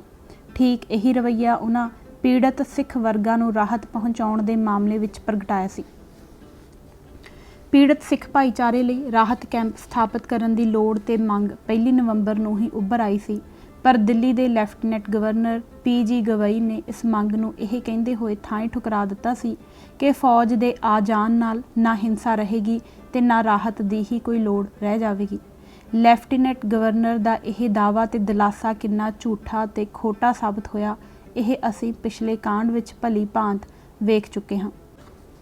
ਖੌਫਜ਼ਦਾ ਹੋਏ ਤੇ ਦੁੱਖਾਂ ਤੇ ਗਮਾਂ ਦੇ ਭੰਨੇ ਸਿੱਖ ਪਰਿਵਾਰ, ਜਿਨ੍ਹਾਂ ਵਿੱਚ ਵੱਡਾ ਹਿੱਸਾ ਸਿਆਣੀ ਉਮਰ ਨੂੰ ਪਹੁੰਚੇ ਬਜ਼ੁਰਗਾਂ, ਨਾਬਾਲਗ ਬੱਚਿਆਂ ਅਤੇ ਵਿਧਵਾ ਤੇ ਬੇਸਹਾਰਾ ਹੋਈਆਂ ਔਰਤਾਂ ਦਾ ਸੀ, ਕਾਫਲੇ ਬਣਾ ਕੇ ਸੁਰੱਖਿਆ ਤੇ ਮਦਦ ਦੀ ਤਲਾਸ਼ ਵਿੱਚ ਮਾਰੇ ਫਿਰਦੇ ਸਨ। ਅਚਾਨਕ ਸਿਰ ਆ ਪਈ ਬਿਪਤਾ ਦੀ ਘੜੀ ਵਿੱਚ ਸਿੱਖ ਸਭ ਤੋਂ ਪਹਿਲਾਂ ਆਪਣੇ ਗੁਰਦੁਆਰਿਆਂ ਦਾ ਓਟ ਆਸਰਾ ਲੈਂਦੇ ਹਨ। ਦਿੱਲੀ ਤੇ ਹੋਰਨਾਂ ਥਾਵਾਂ ਤੇ ਇਸ ਤਰ੍ਹਾਂ ਹੀ ਹੋਇਆ ਸੀ। ਸਿੱਖਾਂ ਨੇ ਆਪ ਮੁਹਾਰੇ ਤੇ ਆਪਣੇ ਹੀ ਬਲਬੂਤੇ ਸਭ ਤੋਂ ਪਹਿਲਾਂ ਗੁਰਦੁਆਰਿਆਂ ਤੇ ਆਪਣੇ ਸਕੂਲਾਂ ਦੀਆਂ ਇਮਾਰਤਾਂ ਨੂੰ ਰਾਹਤ ਕੈਂਪਾਂ ਵਿੱਚ ਤਬਦੀਲ ਕਰ ਲਿਆ ਸੀ। ਜਦੋਂ ਦਿੱਲੀ ਦਾ ਮੁੱਖ ਪ੍ਰਸ਼ਾਸਕ ਰਾਹਤ ਕੈਂਪਾਂ ਦੀ ਜ਼ਰੂਰਤ ਤੋਂ ਹੀ ਮੁਨਕਰ ਹੋ ਰਿਹਾ ਸੀ, ਦਿੱਲੀ ਅੰਦਰ ਅਜਿਹੇ ਕੈਂਪਾਂ ਦੀ ਸੰਖਿਆ 1.5 ਦਰਜਨ ਦੇ ਕਰੀਬ ਹੋ ਗਈ ਸੀ। ਹੌਲੀ-ਹੌਲੀ ਕਈ ਸਮਾਜੀ ਅਤੇ ਸਵੈ ਸੇਵੀ ਜਥੇਬੰਦੀਆਂ ਸਿੱਖਾਂ ਦੀ ਨੈਤਿਕ ਤੇ ਅਮਲੀ ਸਹਾਇਤਾ ਲਈ ਦੌੜ ਪਈਆਂ ਸਨ। ਸਿੱਖ ਭਾਈਚਾਰੇ ਨੂੰ ਜਦ ਵਰਦੀ ਹਿੰਸਾ ਵਿੱਚ ਸਿਰ ਲੁਕਾਉਣ ਦੀ ਸਭ ਤੋਂ ਵੱਧ ਜ਼ਰੂਰਤ ਸੀ, ਉਦੋਂ ਪ੍ਰਸ਼ਾਸਨ ਨੇ ਦੁਖਿਆਰਿਆਂ ਦੀ ਉੱਕਾ ਹੀ ਕੋਈ ਮਦਦ ਨਾ ਕੀਤੀ, ਸਗੋਂ ਦੁਖੀਆਂ ਨੂੰ ਹੋਰ ਦੁਖੀ ਕਰਨ ਵਿੱਚ ਵੀ ਕੋਈ ਕਸਰ ਨਹੀਂ ਛੱਡੀ ਸੀ। ਉਸਨੇ ਸਿੱਖਾਂ ਵੱਲੋਂ ਆਪਣੇ ਬਲਬੂਤੇ ਜਾਂ ਹਮਦਰਦ ਜਥੇਬੰਦੀਆਂ ਤੇ ਵਿਅਕਤੀਆਂ ਦੀ ਮਦਦ ਨਾਲ ਸਥਾਪਿਤ ਕੀਤੇ ਗਏ ਰਾਹਤ ਕੈਂਪਾਂ ਨੂੰ ਮਾਨਤਾ ਦੇਣ ਤੋਂ ਹੀ ਇਨਕਾਰ ਕਰ ਦਿੱਤਾ ਸੀ। ਪਰ ਉਦੋਂ ਤਾਂ ਪ੍ਰਸ਼ਾਸਨ ਦੀ ਇਖਲਾਕੀ ਬੇਰੁਖੀ ਤੇ ਜ਼ਾਲਮਪੁਣੇ ਦੀ ਹੱਦ ਹੀ ਹੋ ਗਈ ਸੀ, ਜਦੋਂ ਉਸਨੇ ਕਤਲੇਆਮ ਦੇ ਬੰਦ ਹੋਣ ਦੇ ਸਿਰਫ 2 ਦਿਨ ਬਾਅਦ 6 ਨਵੰਬਰ ਦੇ ਕਰੀਬ, ਜਦੋਂ ਸਿੱਖਾਂ ਦੇ ਹੱਤਿਆਰੇ ਅਜੇ ਦੰਦਨਾਉਂਦੇ ਫਿਰ ਰਹੇ ਸਨ ਅਤੇ ਸਿੱਖਾਂ ਦੇ ਜਲਾਏ ਜਾ ਚੁੱਕੇ ਘਰਾਂ ਵਿੱਚੋਂ ਸੜੀਆਂ ਵਸਤਾਂ ਤੇ ਲਾਸ਼ਾਂ ਦੀ ਬਦਬੂ ਆਉਣੀ ਬੰਦ ਵੀ ਨਹੀਂ ਸੀ ਹੋਈ, ਸਰਕਾਰ ਨੇ ਰਾਹਤ ਕੈਂਪਾਂ ਨੂੰ ਜਬਰੀ ਬੰਦ ਕਰ ਦੇਣ ਦਾ ਫਰਮਾਨ ਜਾਰੀ ਕਰ ਦਿੱਤਾ ਸੀ। ਦੁੱਖਾਂ ਤੇ ਗਮਾਂ ਦੇ ਮਧੋਲੇ ਲੋਕਾਂ ਨੂੰ ਜ਼ਬਰਦਸਤੀ ਬੱਸਾਂ ਵਿੱਚ ਤੁੰਨ ਕੇ ਵਾਪਸ ਆਪਣੇ ਘਰਾਂ, ਜੋ ਹੁਣ ਘਰ ਨਹੀਂ ਸੀ ਰਹੇ, ਦੁੱਖ ਦੇ ਸਿਵੇ ਬਣ ਗਏ ਹੋਏ ਸਨ, ਨੂੰ ਜਾਣ ਲਈ ਮਜਬੂਰ ਕੀਤਾ ਜਾ ਰਿਹਾ ਸੀ। ਡਾਕਟਰ ਹਰਭਜਨ ਸਿੰਘ, ਜਿਸ ਨੇ ਹਿੰਦੂ ਹਾਕਮਾਂ ਦੀ ਇਹ ਸਾਰੀ ਦਰਿੰਦਗੀ ਤੇ ਕਮੀਨਗੀ ਆਪਣੇ ਅੱਖੀਂ ਵੇਖੀ ਸੀ, ਨੇ ਇਹਨਾਂ ਦੁਖਿਆਰਿਆਂ ਦੀ ਵੇਦਨਾ ਇਹਨਾਂ ਸ਼ਬਦਾਂ ਵਿੱਚ ਬਿਆਨ ਕੀਤੀ ਸੀ। ਫਸਾਦਾਂ ਦੇ ਲੁੱਟੇ ਕੁੱਟੇ ਬੰਦਿਆਂ ਨੂੰ ਕੈਂਪਾਂ ਵਿੱਚ ਸ਼ਰਨ ਲੈਣੀ ਪਈ। ਕੈਂਪਾਂ ਵਿੱਚ ਬਹੁਤੇ ਜੀ ਵਿਧਵਾਵਾਂ ਸਨ ਜਾਂ ਯਤੀਮ, ਉਹ ਜੋ ਕੱਲ੍ਹ ਪਰਸੋਂ ਸ਼ਾਹ ਸਨ ਤੇ ਅੱਜ ਖਾਕ ਸ਼ਾਹ ਹਨ। ਲੱਖਾਂ ਦੇ ਮਾਲਕ ਕੱਖੋਂ ਹੌਲੇ ਹੋ ਗਏ। ਹਰ ਕਿਸੇ ਤੇ ਕਿਹੜਾ ਵਿਸ਼ੇਸ਼ ਦੁੱਖ ਵਾਪਰਿਆ ਸੀ, ਉਹਨੂੰ ਇੱਕ ਪਾਸੇ ਕਰ ਦੇਵੀਏ ਤਾਂ ਵੀ ਹਰ ਕੈਂਪ ਵੈਣਾ ਕੀਰਨਿਆਂ ਦਾ 1000 ਪੀਸ ਆਰਕੈਸਟਰਾ ਸੀ, ਜਿਸ ਨੂੰ ਸੁਣਨ ਲਈ ਦਿਲ ਗੁਰਦੇ ਦੀ ਲੋੜ ਸੀ। ਮੈਂ ਤੁਹਾਨੂੰ ਜ਼ਖਮਾਂ ਦੀ ਕਹਾਣੀ ਨਹੀਂ ਸੁਣਾਵਾਂਗਾ, ਸਿਰਫ ਜ਼ਖਮਾਂ 'ਤੇ ਸੁੱਟੇ ਜਾਣ ਵਾਲੇ ਲੂਣ ਦੀ ਗੱਲ ਦੱਸਾਂਗਾ। ਇੱਕ ਕੈਂਪ 'ਤੇ ਇੱਕ ਅਜਿਹੇ ਸੱਜਣ ਨੇ 700 ਕੰਬਲ ਭੇਜੇ, ਜਿਸ ਦਾ ਆਪਣਾ ਚਿਹਰਾ ਪ੍ਰਮੁੱਖ ਫਸਾਦੀਏ ਦੇ ਰੂਪ ਵਿੱਚ ਪਛਾਣਿਆ ਜਾ ਚੁੱਕਾ ਸੀ। ਆਪਣੇ ਘਰਾਂ ਦੇ ਸਾਰੇ ਮਰਦ ਜੀ ਅਤੇ ਜਾਇਦਾਦ ਗੁਆ ਚੁੱਕਣ ਬਾਅਦ ਥੋੜ੍ਹੀ ਕੁ ਅਣਖ ਬਚੀ ਸੀ। ਇਹ ਸੱਜਣ ਉਸ ਨੂੰ ਵੀ ਲੁੱਟ ਲੈਣਾ ਚਾਹੁੰਦਾ ਸੀ। ਜਦੋਂ ਸਿਤਮਗਰ ਹੀ ਪਰਉਪਕਾਰੀ ਦਾ ਵੇਸ ਧਾਰ ਕੇ ਆਉਂਦਾ ਹੈ ਤਾਂ ਦੁਖੀ ਲੋਕਾਂ ਦੇ ਜੀ 'ਤੇ ਕੀ ਬੀਤਦੀ ਹੈ, ਉਸ ਨੂੰ ਸਮਝਣ ਲਈ ਬਹੁਤੀ ਕਲਪਨਾ ਦੀ ਲੋੜ ਨਹੀਂ। ਕੈਂਪਾਂ ਵਿੱਚ ਰਹਿਣਾ ਵੀ ਖਾਸਾ ਦੁਖਦਾਈ ਸੀ, ਪਰ ਉੱਥੇ ਦੁੱਖ ਜਰਨਾ ਰਤਾ ਕੁ ਸੁਖਾਲਾ ਸੀ। ਹਰ ਕਿਸੇ ਨੂੰ ਆਪਣਾ ਨਿੱਜੀ ਦੁੱਖ ਕਿਸੇ ਵਡੇਰੇ ਦੁੱਖ ਦਾ ਛੋਟਾ ਜਿਹਾ ਅੰਗ ਜਾਪਦਾ ਸੀ। ਹਰ ਕੈਂਪ ਬਹੁਤ ਵਿਸ਼ਾਲ ਮੁਕਾਣ ਦਾ ਰੂਪ ਸੀ, ਜਿਸ ਵਿੱਚ ਹਰ ਔਰਤ ਖੁਦ ਆਪਣੀ ਅਤੇ ਹਰ ਦੂਸਰੀ ਔਰਤ ਦੀ ਪਰਚਾਉਣੀ ਲਈ ਆਈ ਜਾਪਦੀ ਸੀ। ਹਰ ਕੈਂਪ ਨੇਤਾਵਾਂ, ਗੁੰਡਿਆਂ ਅਤੇ ਪੁਲਿਸ ਦੇ ਵਿਰੁੱਧ ਹਲਫੀਆ ਗਵਾਹੀਆਂ ਦਾ ਬਹੁਤ ਵੱਡਾ ਸੋਮਾ ਸੀ।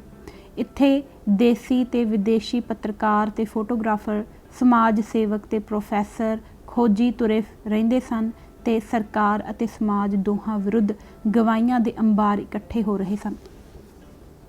ਕੈਂਪਾਂ ਦੇ ਦੁਖੀ ਦਰਦਮੰਦ ਲੋਕ ਆਪਣੇ ਇਲਾਕੇ ਦੇ ਨੇਤਾਵਾਂ, ਸਰਕਾਰੀ ਪਾਰਟੀ ਦੇ ਵਰਕਰਾਂ, ਥਾਣੇਦਾਰਾਂ, ਹੌਲਦਾਰਾਂ ਤੇ ਗੁੰਡਿਆਂ ਦੇ ਨਾਂ ਦੱਸਦੇ ਸਨ, ਜਿਨ੍ਹਾਂ ਉਹਨਾਂ ਦੇ ਜਿਸਮ, ਜਾਇਦਾਦ ਤੇ ਆਤਮਾ ਤਿੰਨਾਂ ਨੂੰ ਹੀ ਤਸੀਹੇ ਦਿੱਤੇ। ਸਰਕਾਰ ਆਪਣੇ ਖਿਲਾਫ ਇਹਨਾਂ ਚਸ਼ਮਦੀਦ ਗਵਾਹਾਂ ਨੂੰ ਚੁੱਪ ਕਰਾਉਣਾ ਚਾਹੁੰਦੀ ਸੀ, ਇਸੇ ਲਈ ਕੈਂਪਾਂ ਨੂੰ ਤੋੜ ਰਹੀ ਸੀ ਤੇ ਸ਼ਰਨਾਰਥੀਆਂ ਨੂੰ ਜਬਰਨ ਆਪਣੇ ਘਰੀਂ ਭੇਜ ਰਹੀ ਸੀ। ਉਜਾੜੇ ਤੇ ਮੁੜ ਵਸੇਬੇ ਵਿੱਚ ਵਿੱਥ ਬਹੁਤ ਘੱਟ ਸੀ। ਹਫ਼ਤਾ 10 ਦਿਨ ਵੀ ਨਹੀਂ ਸਨ ਹੋਏ ਸਰਬਨਾਸ਼ ਦਾ ਦੁੱਖ ਭੋਗਿਆਂ ਤੇ ਹੁਣ ਇਹਨਾਂ ਦਾ ਪੁਨਰਵਾਸ ਕੀਤਾ ਜਾ ਰਿਹਾ ਸੀ। ਇਹਨਾਂ ਦੇ ਜ਼ਖਮ ਅਜੇ ਅੱਲੇ ਸਨ। ਇਹਨਾਂ ਦੇ ਸੜੇ ਮਕਾਨਾਂ ਦਾ ਮਲਬਾ ਅਜੇ ਅਣਬੁਹਾਰਿਆ ਪਿਆ ਸੀ। ਡਰ ਦੇ ਮਾਰੇ ਇਹ ਘਰਾਂ ਦੇ ਅੰਦਰ ਨਹੀਂ ਸਨ ਜਾਂਦੇ। ਡਰ ਸੀ ਕਿ ਅਸੀਂ ਮੁੜ ਇਹਨਾਂ ਸੜੀਆਂ ਅਣਚੁਗਾਠੀਆਂ ਕੰਧਾਂ ਵਿੱਚ ਕੈਦੀਆਂ ਵਾਂਗ ਜਾ ਵਸੇ ਤਾਂ ਕਿਸੇ ਨੇ ਸਾਨੂੰ ਉਸ ਮਾੜੀ ਮੋਟੀ ਇਮਦਾਦ ਦਾ ਦਾਅਵੇਦਾਰ ਵੀ ਨਹੀਂ ਸਮਝਣਾ ਜਿਸ ਦਾ ਐਲਾਨ ਸਰਕਾਰ ਕਰ ਚੁੱਕੀ ਹੈ। ਉਹ ਆਪਣੇ ਵਸਣ ਦੇ ਨਾਕਾਬਿਲ ਘਰਾਂ ਤੋਂ ਬਾਹਰ ਖੁੱਲ੍ਹੀ ਥਾਂ ਪਏ ਹਨ, ਨੀਲੇ ਅਸਮਾਨ ਦੇ ਹੇਠਾਂ, ਪਾਲੇ ਵਿੱਚ, ਤਰੇਲ ਵਿੱਚ। ਕੁਝ ਲੋਕ ਆਪਣੇ ਘਰਾਂ ਨੂੰ ਗਏ, ਲੁੱਟੇ ਕੁੱਟੇ ਲੋਕ ਜਿਨ੍ਹਾਂ ਕਲੋਨੀਆਂ ਨੂੰ ਭੇਜੇ ਜਾ ਰਹੇ ਸਨ, ਜਿਨ੍ਹਾਂ ਦੇ ਥਾਣਿਆਂ ਵਿੱਚ ਉਹ ਥਾਣੇਦਾਰ ਤੇ ਹਵਲਦਾਰ ਸਨ, ਜਿਨ੍ਹਾਂ ਲੁੱਟਮਾਰ ਵਿੱਚ ਆਪ ਵੀ ਹੱਥ ਰੰਗੇ ਸਨ, ਜਿਨ੍ਹਾਂ ਦੇ ਹੱਥ ਕਤਲ ਨਾਲ ਵੀ ਰੰਗੇ ਹਨ ਤੇ ਧੀਆਂ ਭੈਣਾਂ ਦੀ ਲੁੱਟੀ ਲੱਜਪਤ ਨਾਲ ਵੀ।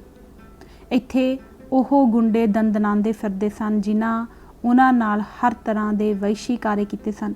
ਉਹਨਾਂ ਹੀ ਨੇਤਾ ਸੱਜਣਾ ਦੀ ਆਵਾਜਾਈ ਸੀ, ਜਿਨ੍ਹਾਂ ਵਿੱਚੋਂ ਕੁਝ ਨੇ ਆਪ ਅੱਗੇ ਹੋ ਕੇ ਤੇ ਕੁਝ ਨੇ ਪਿੱਛੋਂ ਤੁਖਣੀ ਦੇ ਕੇ ਉਹਨਾਂ ਨੂੰ ਕੁੱਟਵਾਇਆ, ਲੁੱਟਵਾਇਆ, ਸੜਵਾਇਆ ਤੇ ਮਰਵਾਇਆ ਸੀ।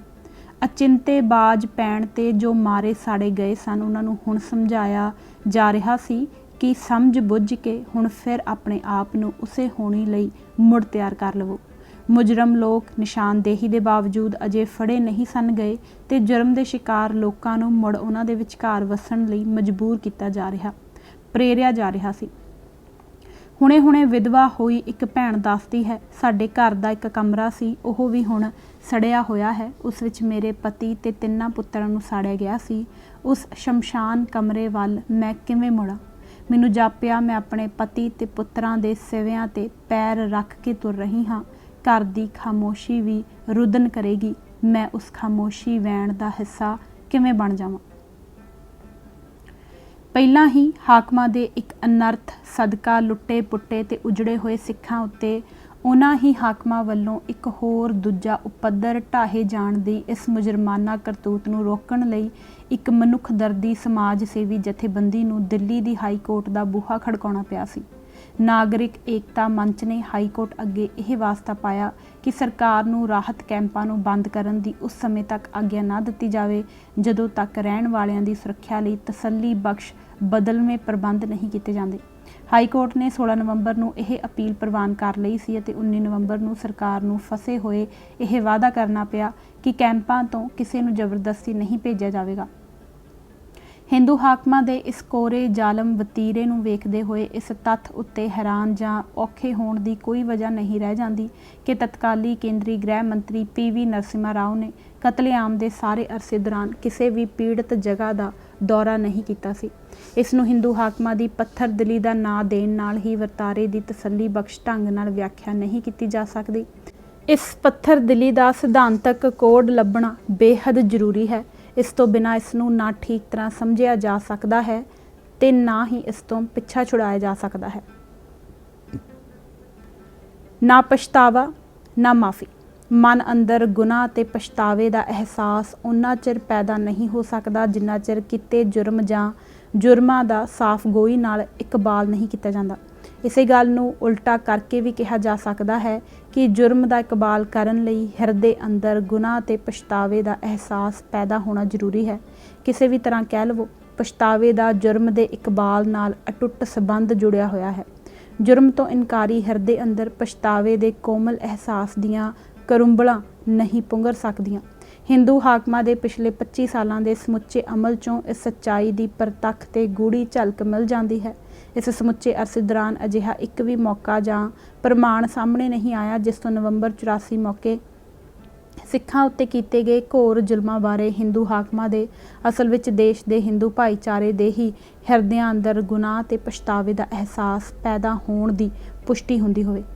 ਜਿਵੇਂ ਨਵੰਬਰ ਕਤਲੇਆਮ ਦੇ ਦੌਰਾਨ ਵੇਖਣ ਵਾਲਿਆਂ ਨੂੰ ਕਤਲ ਕਰ ਰਹੀਆਂ ਹਿੰਦੂ ਭੀੜਾਂ ਦੇ ਚਿਹਰਿਆਂ ਤੇ ਇੰਦਰਾ ਗਾਂਧੀ ਦੀ ਮੌਤ ਦੇ ਗਮ ਦਾ ਕੋਈ ਵੀ ਨਿਸ਼ਾਨ ਨਜ਼ਰ ਨਹੀਂ ਸੀ ਆਇਆ, ਉਵੇਂ ਹੀ ਪਿਛਲੇ 25 ਸਾਲਾਂ ਦੌਰਾਨ ਪਾਰਲੀਮੈਂਟ ਅੰਦਰ, ਅਦਾਲਤਾਂ ਵਿੱਚ, ਟੀਵੀ ਚੈਨਲਾਂ ਉੱਤੇ ਅਤੇ ਜਾਂ ਪ੍ਰੈਸ ਕਾਨਫਰੰਸਾਂ ਅੰਦਰ ਨਵੰਬਰ ਕਤਲੇਆਮ ਬਾਰੇ ਹੋਈ ਚਰਚਾ ਦੌਰਾਨ ਜੁਰਮਾਂ ਲਈ ਜ਼ਿੰਮੇਵਾਰ ਰਾਜਸੀ ਹਿੰਦੂ ਆਗੂਆਂ, ਹੁਕਮਰਾਨਾਂ ਤੇ ਅਧਿਕਾਰੀਆਂ ਦੇ ਚਿਹਰਿਆਂ ਉੱਤੇ ਪਛਤਾਵੇ ਦਾ ਕੋਈ ਵੀ ਚਿੰਨ੍ਹ ਨਜ਼ਰ ਨਹੀਂ ਪਿਆ। ਉਹਨਾਂ ਨੂੰ ਅਜੇ ਤੱਕ ਵੀ ਪਾਰਲੀਮੈਂਟ ਅੰਦਰ ਤੇ ਟੀਵੀ ਚੈਨਲਾਂ ਉੱਤੇ ਪੂਰੀ ਨਿਰਲੱਜਤਾ ਨਾਲ ਜੁਰਮ ਤੋਂ ਮੁਨਕਰ ਹੁੰਦੇ ਅਤੇ ਖੋਟੀਆਂ ਵਿਖਾਵਿਆਂ ਤੇ ਝੂਠੀਆਂ ਸਫਾਈਆਂ ਦਿੰਦੇ ਵੇਖਿਆ ਜਾ ਸਕਦਾ ਹੈ। ਸਿੱਖਾਂ ਨੂੰ, ਸਿੱਖ ਸਮਾਜ ਅੰਦਰਲੇ ਪੜ੍ਹੇ ਲਿਖੇ ਲਿਬਰਲ ਵਰਗ ਨੂੰ ਖਾਸ ਕਰਕੇ ਇਸ ਗੱਲ ਦੀ ਭਾਰੀ ਰੰਜਿਸ਼ ਹੈ ਕਿ ਹਿੰਦੂ ਹੁਕਮਰਾਨ ਵਰਗ ਨੇ ਅਜੇ ਤੱਕ ਇਸ ਗੁਨਾਹ ਲਈ ਸੱਚੇ ਮਨੋਂ ਮਾफ़ੀ ਨਹੀਂ ਮੰਗੀ।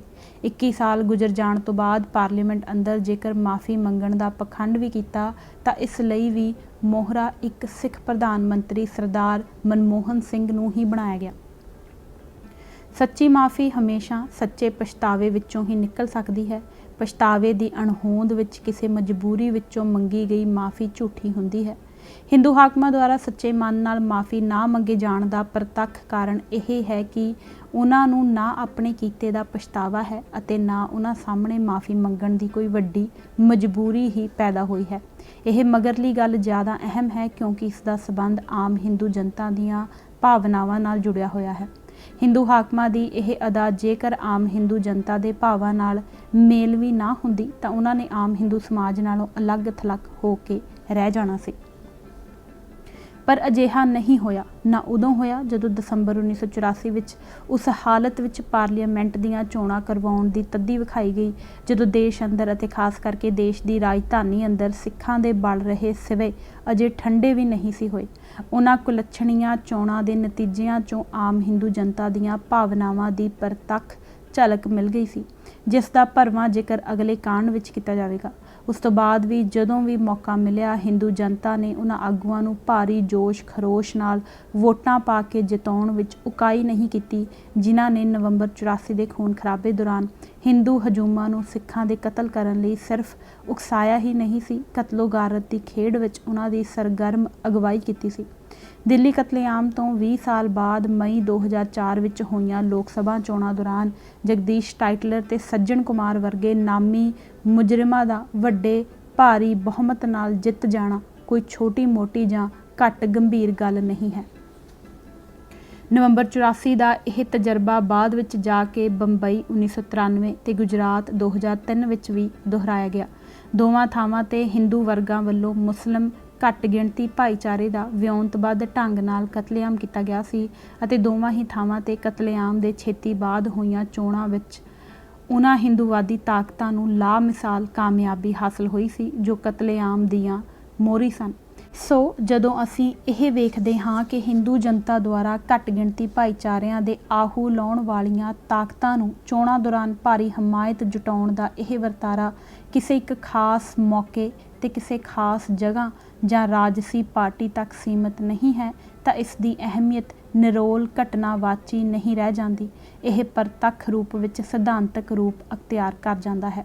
ਇਸ ਜ਼ਾਹਰਾ ਤੱਥ ਨੂੰ ਰਸਮੀ ਤੌਰ 'ਤੇ ਮੰਨ ਲੈਣਾ ਹੀ ਕਾਫੀ ਨਹੀਂ ਹੈ, ਇਸ ਤੋਂ ਵੀ ਵੱਧ ਜ਼ਰੂਰੀ ਹੈ ਇਸ ਤੱਥ ਦੇ ਪਿੱਛੇ ਲੁਕੇ ਸੱਚ ਨੂੰ ਪਛਾਣਨਾ ਤੇ ਗ੍ਰਹਿਣ ਕਰਨਾ। ਇਹ ਠੀਕ ਹੈ ਕਿ ਸਿੱਖ ਵਿਰੋਧੀ ਸਮੂਹਿਕ ਹਿੰਸਾ ਦੇ ਅਮਲ ਵਿੱਚ ਕੁਝ ਖਾਸ ਲੋਕਾਂ, ਰਾਜਸੀ ਆਗੂਆਂ, ਕਾਰਕੁਨਾਂ ਤੇ ਸਮਾਜ ਵਿਰੋਧੀ ਤੱਤਾਂ ਨੇ ਵੱਧ ਉੱਭਰਵੀਂ ਤੇ ਉਤਸ਼ਾਹਪੂਰਨ ਸਰਗਰਮੀ ਵਿਖਾਈ ਸੀ। ਇਹ ਵੀ ਸੱਚ ਹੈ ਕਿ ਸਮੂਹਿਕ ਹਿੰਸਾ ਦੇ ਇਸ ਅਮਲ ਨੂੰ ਵਿਉਂਤਣ ਤੇ ਜਥੇਬੰਦ ਕਰਨ ਵਿੱਚ ਇੱਕ ਖਾਸ ਜਥੇਬੰਦੀ ਕਾਂਗਰਸ ਪਾਰਟੀ ਤੇ ਅਗਾਂਹ ਉਸ ਵਿਚਲੇ ਕੁਝ ਖਾਸ ਵਿਅਕਤੀਆਂ ਤੇ ਆਗੂਆਂ ਨੇ ਮੋਹਰੀ ਭੂਮਿਕਾ ਨਿਭਾਈ ਸੀ। ਇਸ ਗੱਲ ਵਿੱਚ ਵੀ ਉੱਕਾ ਹੀ ਕੋਈ ਸੰਦੇਹ ਨਹੀਂ ਕਿ ਪੁਲਿਸ ਤੇ ਦਿੱਲੀ ਪ੍ਰਸ਼ਾਸਨ ਨੇ ਗਿਣ ਮਿੱਥ ਕੇ ਹਿੰਸਕ ਤੱਤਾਂ ਦੀ ਸਰਗਰਮ ਹਮਾਇਤ ਕੀਤੀ ਸੀ। ਸਮੂਹਿਕ ਹਿੰਸਾ ਦੇ ਅਮਲ ਵਿੱਚ ਜ਼ਾਹਰਾ ਤੇ ਲੁਕਵੇਂ ਦੋਵਾਂ ਹੀ ਰੂਪਾਂ ਵਿੱਚ ਦੋਸ਼ਪੂਰਵਕ ਭੂਮਿਕਾ ਨਿਭਾਉਣ ਵਾਲੇ ਇਹਨਾਂ ਸਾਰੇ ਹੀ ਅੰਸ਼ਾਂ ਦੀ ਨਿਸ਼ਾਨਦੇਹੀ ਕੀਤੀ ਜਾਣੀ ਚਾਹੀਦੀ ਹੈ ਅਤੇ ਕੀਤੇ ਗਏ ਜੁਰਮਾਂ ਦੇ ਹਿਸਾਬ ਨਾਲ ਇਹਨਾਂ ਨੂੰ ਕਰੜੀਆਂ ਸਜ਼ਾਵਾਂ ਮਿਲਣੀਆਂ ਚਾਹੀਦੀਆਂ ਹਨ। ਇਨਸਾਫ ਲਈ ਇਹ ਸਭ ਕੁਝ ਕਰਨਾ ਅਤਿਅੰਤ ਜ਼ਰੂਰੀ ਹੈ। ਉਵੇਂ ਹੀ ਜਿਵੇਂ ਦੂਜੇ ਸੰਸਾਰ ਯੁੱਧ ਮੌਕੇ ਯੂਰਪ ਅੰਦਰ ਯਹੂਦੀਆਂ ਉੱਤੇ ਢਾਏ ਗਏ ਵਹਿਸ਼ੀ ਜ਼ੁਲਮਾਂ ਲਈ ਜ਼ਿੰਮੇਵਾਰ ਦੋਸ਼ੀਆਂ ਨੂੰ ਜੰਗੀ ਮੁਜਰਮ ਕਰਾਰ ਦੇ ਕੇ ਉਹਨਾਂ ਉੱਤੇ ਕੌਮਾਂਤਰੀ ਅਦਾਲਤਾਂ ਵਿੱਚ ਮੁਕੱਦਮੇ ਚਲਾਏ ਗਏ ਸਨ ਅਤੇ ਢੁਕਵੀਆਂ ਸਜ਼ਾਵਾਂ ਦਿੱਤੀਆਂ ਗਈਆਂ ਸਨ। ਜ਼ੁਲਮਾਂ ਦਾ ਸ਼ਿਕਾਰ ਹੋਏ ਸਿੱਖ ਭਾਈਚਾਰੇ ਨਾਲ ਨਿਆਂ ਕਰਨ ਅਤੇ ਸੰਸਾਰ ਅੰਦਰ ਕਿਸੇ ਵੀ ਜਗ੍ਹਾ ਮੁਜਰਮਾਨਾ ਨਸਲੀ ਫਿਰਕੂ ਜਹਿਨੀਅਤ ਰੱਖਣ ਵਾਲੀਆਂ ਤਾਕਤਾਂ ਨੂੰ ਭਵਿੱਖ ਅੰਦਰ ਅਜਿਹੇ ਹੋਰ ਅਪਰਾਧ ਕਰਨ ਤੋਂ ਵਰਜਣ ਲਈ ਇਨਸਾਫ ਦਾ ਇਹ ਕਾਨੂੰਨੀ ਤੇ ਅਮਲੀ ਪੱਖ ਜ਼ਰੂਰ ਪੂਰਾ ਹੋਣਾ ਚਾਹੀਦਾ ਹੈ।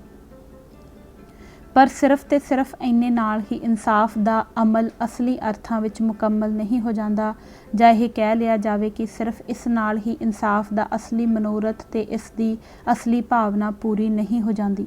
ਇਨਸਾਫ ਦਾ ਅਸਲੀ ਮਨੋਰਥ ਜੁਰਮ ਦਾ ਖਾਤਮਾ ਕਰਨਾ ਹੈ। ਮੁਜਰਮਾਂ ਨੂੰ ਸਜ਼ਾਵਾਂ ਦੇਣੀਆਂ ਇਨਸਾਫ ਦੇ ਅਮਲ ਦਾ ਇੱਕ ਅਹਿਮ ਪਰ ਅੰਸ਼ਕ ਭਾਗ ਹੀ ਹੈ। ਜਿੱਥੇ ਜੁਰਮ ਵਿਅਕਤੀਗਤ ਨਾ ਰਹਿ ਕੇ ਸਮੂਹਿਕ ਖਾਸਾ ਅਖਤਿਆਰ ਕਰ ਜਾਂਦੇ ਹਨ, ਉੱਥੇ ਜੁਰਮ ਦੇ ਖਾਤਮੇ ਲਈ ਜੁਰਮ ਦੇ ਵਰਤਾਰੇ ਨੂੰ ਪੂਰਨ ਤੇ ਸਹੀ ਰੂਪ ਵਿੱਚ ਸਮਝਣਾ ਜ਼ਰੂਰੀ ਲੋੜ ਬਣ ਜਾਂਦੀ ਹੈ। ਯਹੂਦੀ ਵਿਦਵਾਨਾਂ ਨੇ ਇਹੀ ਪਹੁੰਚ ਅਪਣਾਈ ਸੀ। ਸਮੂਹਿਕ ਨਸਲੀ ਹਿੰਸਾ ਤੋਂ ਪੀੜਤ ਹਰ ਭਾਈਚਾਰੇ ਦੇ ਵਿਦਵਾਨ ਵਰਗ ਨੂੰ ਜਾਂ ਆਮ ਰੂਪ ਵਿੱਚ ਹਰ ਸੱਚੇ ਇਨਸਾਫ ਪਸੰਦ ਵਿਅਕਤੀ ਤੇ ਵਿਦਵਾਨ ਨੂੰ ਹੀ ਇਹੀ ਪਹੁੰਚ ਅਪਣਾਉਣੀ ਚਾਹੀਦੀ ਹੈ। ਸਿੱਖ ਵਿਦਵਾਨ ਵਰਗ ਲਈ ਇਸ ਦੀ ਅਹਿਮੀਅਤ ਹੋਰ ਵੀ ਵਿਸ਼ੇਸ਼ ਬਣ ਜਾਂਦੀ ਹੈ। ਕਾਰਨ ਇਹ ਕਿ ਸਿੱਖ ਭਾਈਚਾਰੇ ਦੇ ਸਾਹਮਣੇ ਸਮੱਸਿਆ ਉਨੀ ਜਿਸਮਾਨੀ ਖਾਤਮੇ ਦੀ ਨਹੀਂ ਹੈ ਜਿਸ ਤਰ੍ਹਾਂ ਯਹੂਦੀ ਭਾਈਚਾਰੇ ਸਾਹਮਣੇ ਸੀ, ਜਾਂ ਸੰਸਾਰ ਅੰਦਰ ਹੋਰਨਾਂ ਘੱਟ ਗਿਣਤੀ ਭਾਈਚਾਰਿਆਂ ਦੇ ਸਾਹਮਣੇ ਹੈ, ਜਿੰਨੀ ਸੱਭਿਆਚਾਰਕ ਰਲੇਵੇਂ ਦੀ ਹੈ। ਇਸ ਕਰਕੇ ਸਿੱਖ ਕੌਮ ਉੱਤੇ ਹੋਏ ਜ਼ੁਲਮਾਂ ਲਈ ਜ਼ਿੰਮੇਵਾਰ ਤੱਤਾਂ ਤੇ ਤਾਕਤਾਂ ਦੀ ਪਛਾਣ ਉਨੀ ਦੇਰ ਤੱਕ ਸਹੀ ਤੇ ਮੁਕੰਮਲ ਨਹੀਂ ਹੋ ਸਕਦੀ ਜਿੰਨੀ ਦੇਰ ਤੱਕ ਜ਼ੁਲਮਾਂ ਦੇ ਅਸਲੀ ਕਾਰਨਾਂ ਤੇ ਮਨੋਰਥਾਂ ਨੂੰ ਸਹੀ ਰੂਪ ਵਿੱਚ ਨਹੀਂ ਸਮਝਿਆ ਜਾਂਦਾ। ਇਹਨਾਂ ਦੋਨੋਂ ਹੀ ਪੱਖਾਂ ਬਾਰੇ ਨਾ ਸਿਰਫ ਆਮ ਸਿੱਖਾਂ ਦੀ ਸਗੋਂ ਜ਼ਿਆਦਾਤਰ ਸਿੱਖ ਵਿਦਵਾਨਾਂ ਦੀ ਸਮਝ ਵੀ ਪੂਰੀ ਸਹੀ ਤੇ ਸਾਫ਼ ਨਹੀਂ ਹੈ। ਇਸ ਬਾਰੇ ਸਮਝ ਅੰਦਰ ਬਹੁਤ ਰੋਲ ਘਚੋਲਾ ਹੈ। ਸਿੱਖ ਕੌਮ ਨੇ ਜੇਕਰ ਆਪਣੀ ਨਿਆਰੀ ਹਸਤੀ ਤੇ ਹੋਂਦ ਨੂੰ ਬਚਾ ਕੇ ਰੱਖਣਾ ਹੈ ਤਾਂ ਇਸ ਰੋਲ ਘਚੋਲੇ ਤੋਂ ਮੁਕਤ ਹੋਣਾ ਉਸਦੀ ਅਤੀ ਜ਼ਰੂਰੀ ਤੇ ਅਣਸਰਦੀ ਲੋੜ ਬਣ ਗਈ ਹੈ। ਇਸ ਦ੍ਰਿਸ਼ਟੀ ਤੋਂ ਨਵੰਬਰ 84 ਦਾ ਦੁਖਾਂਤ ਸਿੱਖਾਂ ਲਈ ਬਹੁਤ ਸਿੱਖਿਆਪੂਰਨ ਹੋ ਸਕਦਾ ਹੈ। ਇਸ ਦੁਖਾਂਤ ਨੂੰ ਆਧਾਰ ਬਣਾ ਕੇ ਸਿੱਖ ਕੌਮ ਆਪਣੀ ਸਿਧਾਂਤਕ ਸੂਝ-ਬੂਝ ਅੰਦਰ ਠੀਕ ਉਸੇ ਤਰ੍ਹਾਂ ਨਿਖਾਰ ਤੇ ਸੁਧਾਰ ਲਿਆ ਸਕਦੀ ਹੈ। ਯਹੂਦੀ ਕੌਮ ਨੇ ਜਿਸ ਤਰ੍ਹਾਂ ਮਹਾਨਾਸ਼ ਦੇ ਅਨੁਭਵ ਤੋਂ ਸਿੱਖ ਕੇ ਕੀਤਾ ਸੀ, ਬਾਅਦ ਵਿੱਚ ਜਾ ਕੇ ਯਹੂਦੀ ਕੌਮ ਦਾ ਫਲਸਤੀਨੀ ਲੋਕਾਂ ਦੇ ਪ੍ਰਸੰਗ ਵਿੱਚ ਜੇਕਰ ਮਜ਼ਲੂਮ ਭਾਈਚਾਰੇ ਤੋਂ ਜ਼ਾਲਮ ਕੌਮ ਵਿੱਚ ਕਾਇਆ ਪਲਟ ਹੋ ਗਿਆ ਸੀ, ਤਾਂ ਇਸ ਵਿੱਚ ਕੁਝ ਵਿਸ਼ੇਸ਼ ਇਤਿਹਾਸਕ ਹਾਲਤਾਂ ਦਾ ਵੱਡਾ ਦੋਸ਼ ਹੈ। ਇਸ ਨਾਲ ਕਿਸੇ ਵੀ ਤਰ੍ਹਾਂ ਯਹੂਦੀ ਵਿਦਵਾਨਾਂ ਦਾ ਮਹਾਨਾਸ਼ ਦੇ ਅਨੁਭਵ ਨੂੰ ਆਧਾਰ ਬਣਾ ਕੇ ਕੀਤਾ ਗਿਆ ਬੌਧਿਕ ਕੰਮ ਝੂਠਾ ਨਹੀਂ ਹੋ ਜਾਂਦਾ। ਉਸ ਕੰਮ ਦੀ ਪ੍ਰਮਾਣਿਕਤਾ ਤੇ ਸਾਰਥਿਕਤਾ ਬਾਰੇ ਕੋਈ ਵੀ ਕਿੰਤੂ ਪਰੰਤੂ ਨਹੀਂ ਕੀਤਾ ਜਾ ਸਕਦਾ। ਅਜਿਹਾ ਕਿੰਤੂ ਪਰੰਤੂ ਉਹ ਲੋਕ ਹੀ ਕਰ ਸਕਦੇ ਹਨ ਜਾਂ ਤਾਂ ਜਿਨ੍ਹਾਂ ਦੀ ਨਸਲੀ ਸੱਭਿਆਚਾਰਕ ਪਛਾਣਾਂ ਬਾਰੇ ਆਮ ਰੂਪ ਵਿੱਚ ਹੀ ਸਮਝ ਅੰਦਰ ਵੱਡੀਆਂ ਗੜਬੜਾਂ ਹਨ, ਅਤੇ ਜਾਂ ਖਤਰੇ ਮੂੰਹ ਆਏ ਘੱਟ ਗਿਣਤੀ ਭਾਈਚਾਰਿਆਂ ਪ੍ਰਤੀ ਜਿਨ੍ਹਾਂ ਦੇ ਹਿਰਦੇ ਤੇ ਇਰਾਦੇ ਬਹੁਤੇ ਸਾਫ਼ ਨਹੀਂ ਕਹੇ ਮੰਨੇ ਜਾ ਸਕਦੇ, ਭਾਵ ਜਿਨ੍ਹਾਂ ਨੂੰ ਇਹਨਾਂ ਘੱਟ ਗਿਣਤੀ ਭਾਈਚਾਰਿਆਂ ਦੇ ਹਕੀਕੀ ਤੌਖਲਿਆਂ ਤੇ ਖਦਸ਼ਿਆਂ ਦੇ ਨਾਲ ਕੋਈ ਸੱਚੀ ਹਮਦਰਦੀ ਤੇ ਸਰੋਕਾਰ ਨਹੀਂ ਹੈ। ਉਪਰੋਕਤ ਵਿਚਾਰ ਚਰਚਾ ਦੀ ਰੌਸ਼ਨੀ ਵਿੱਚ ਹੇਠ ਲਿਖੇ ਸਿਧਾਂਤਕ ਨਿਰਣਿਆਂ ਨੂੰ ਧੁਰ ਡੂੰਘਾਈ ਤੱਕ ਗ੍ਰਹਿਣ ਕਰਨਾ ਅਤਿਅੰਤ ਜ਼ਰੂਰੀ ਹੋ ਜਾਂਦਾ ਹੈ। ਪਹਿਲਾ, ਸਿੱਖ ਵਿਰੋਧੀ ਹਿੰਸਾ ਦਾ ਕੇਂਦਰੀ ਮਨੋਰਥ। ਜਿਸ ਤਰ੍ਹਾਂ ਨਵੰਬਰ 84 ਦੇ ਕਤਲੇਆਮ ਦੇ ਪੱਖ ਵਿੱਚ ਸਫਾਈਆਂ ਦੇਣ ਵਾਲੇ ਲੋਕਾਂ ਵੱਲੋਂ ਇਹ ਕਹਿਣਾ ਪੂਰੀ ਤਰ੍ਹਾਂ ਗਲਤ ਤੇ ਗੁੰਮਰਾਹ ਕਰੂ ਹੈ ਕਿ ਦਿੱਲੀ ਤੇ ਹੋਰਨਾਂ ਥਾਵਾਂ ਤੇ ਹੋਈ ਸਿੱਖ ਵਿਰੋਧੀ ਹਿੰਸਾ ਇੰਦਰਾ ਗਾਂਧੀ ਦੇ ਕਤਲ ਜਾਂ ਉਸ ਤੋਂ ਪਹਿਲਾਂ ਵੀ ਪੰਜਾਬ ਅੰਦਰ ਸਿੱਖਾਂ ਵੱਲੋਂ ਹਿੰਦੂਆਂ ਦੇ ਕੀਤੇ ਗਏ ਕਤਲਾਂ ਦਾ ਜਵਾਬੀ ਕਰਮ ਸੀ, ਉਸੇ ਤਰ੍ਹਾਂ ਸਿੱਖਾਂ ਦਾ ਅਤੇ ਕੁਝ ਹੋਰਨਾਂ ਦਾ ਵੀ ਇਹ ਸੋਚਣਾ ਉੱਕਾ ਹੀ ਠੀਕ ਨਹੀਂ ਹੈ ਕਿ ਇਹ ਹਿੰਸਾ ਕੇਵਲ ਤੇ ਕੇਵਲ ਹਿੰਦੂ ਵਰਗ ਦੀਆਂ ਵੋਟਾਂ ਹਾਸਲ ਕਰਨ ਦੇ ਸੌੜੇ ਰਾਜਨੀਤਿਕ ਇਰਾਦੇ ਨਾਲ ਕੀਤੀ ਜਾਂ ਕਰਵਾਈ ਗਈ ਸੀ। ਹਿੰਦੂ ਵਰਗ ਦੀਆਂ ਵੋਟਾਂ ਹਾਸਲ ਕਰਨਾ ਇਸ ਹਿੰਸਾ ਦਾ ਕੇਂਦਰੀ ਤੇ ਇੱਕਮਾਤਰ ਮਨੋਰਥ ਨਹੀਂ ਸੀ। ਸਿਰਫ ਇੰਨੀ ਗੱਲ ਹੁੰਦੀ ਤਾਂ ਹਿੰਦੂ ਸਮਾਜ ਦੇ ਗੈਰ ਕਾਂਗਰਸੀ ਹਿੱਸਿਆਂ ਨੇ ਨਾ ਸਿਰਫ ਇਸ ਹਿੰਸਾ ਦਾ ਸਮਰਥਨ ਨਹੀਂ ਸੀ ਕਰਨਾ, ਸਗੋਂ ਆਪਣੀ ਰਾਜਨੀਤਿਕ ਲੋੜ ਵਿੱਚੋਂ ਹੀ ਉਹਨਾਂ ਨੇ ਇਸ ਦਾ ਸਰਗਰਮੀ ਨਾਲ ਵਿਰੋਧ ਕੀਤਾ ਹੁੰਦਾ। ਪਰ ਇਹ ਤੱਥ ਜੱਗ ਜ਼ਾਹਰ ਹੋ ਚੁੱਕਾ ਹੈ ਕਿ ਹਿੰਦੂ ਸਮਾਜ ਅੰਦਰਲੇ ਕੁਝ ਕੁ ਰੌਸ਼ਨ ਜ਼ਮੀਰ ਵਿਅਕਤੀਆਂ, ਜਿਨ੍ਹਾਂ ਦੀ ਗਿਣਤੀ ਮੂਲੋਂ ਹੀ ਥੋੜ੍ਹੀ ਸੀ, ਨੂੰ ਛੱਡ ਕੇ ਆਮ ਹਿੰਦੂ ਵਰਗ ਨੇ ਸਿੱਖ ਵਿਰੋਧੀ ਹਿੰਸਾ ਦਾ ਕਿਤੇ ਵੀ ਸਰਗਰਮ ਜਾਂ ਨਿਸੱਲ ਵਿਰੋਧ ਨਹੀਂ ਕੀਤਾ ਸੀ। ਹਿੰਦੂ ਸਮਾਜ ਅੰਦਰ ਸਿੱਖਾਂ ਵਿਰੁੱਧ ਇੱਕ ਆਮ ਸਹਿਮਤੀ ਸਾਕਾਰ ਹੋਈ ਸਾਫ਼ ਨਜ਼ਰ ਆਈ ਸੀ।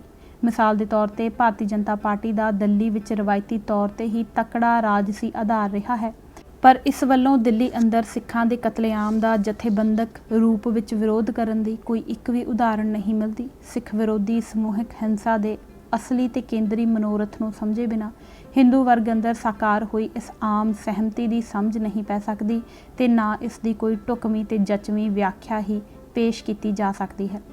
ਸਿੱਖ ਵਿਰੋਧੀ ਹਿੰਸਾ ਦਾ ਅਸਲੀ ਤੇ ਕੇਂਦਰੀ ਮਨੋਰਥ ਸਿੱਖਾਂ ਦੇ ਹਿੰਦੂ ਸਮਾਜ, ਜਿਸ ਨੂੰ ਭਾਰਤ ਦੀ ਮੁੱਖ ਧਾਰਾ ਦਾ ਨਾਂ ਦਿੱਤਾ ਜਾਂਦਾ ਹੈ, ਅੰਦਰ ਰਲੇਵੇਂ ਦੇ ਅਮਲ ਨੂੰ ਵੱਧ ਰੈਲਾ ਕਰਨਾ ਅਤੇ ਇਸ ਮਾਮਲੇ ਵਿੱਚ ਸਿੱਖਾਂ ਜਾਂ ਸਿੱਖਾਂ ਦੇ ਕੁਝ ਵਰਗਾਂ ਵੱਲੋਂ ਕੀਤੀ ਜਾ ਰਹੀ ਅੜੀ ਤੇ ਵਿਰੋਧ ਦੀ ਕੰਗਰੋੜ ਤੋੜ ਦੇਣਾ ਸੀ।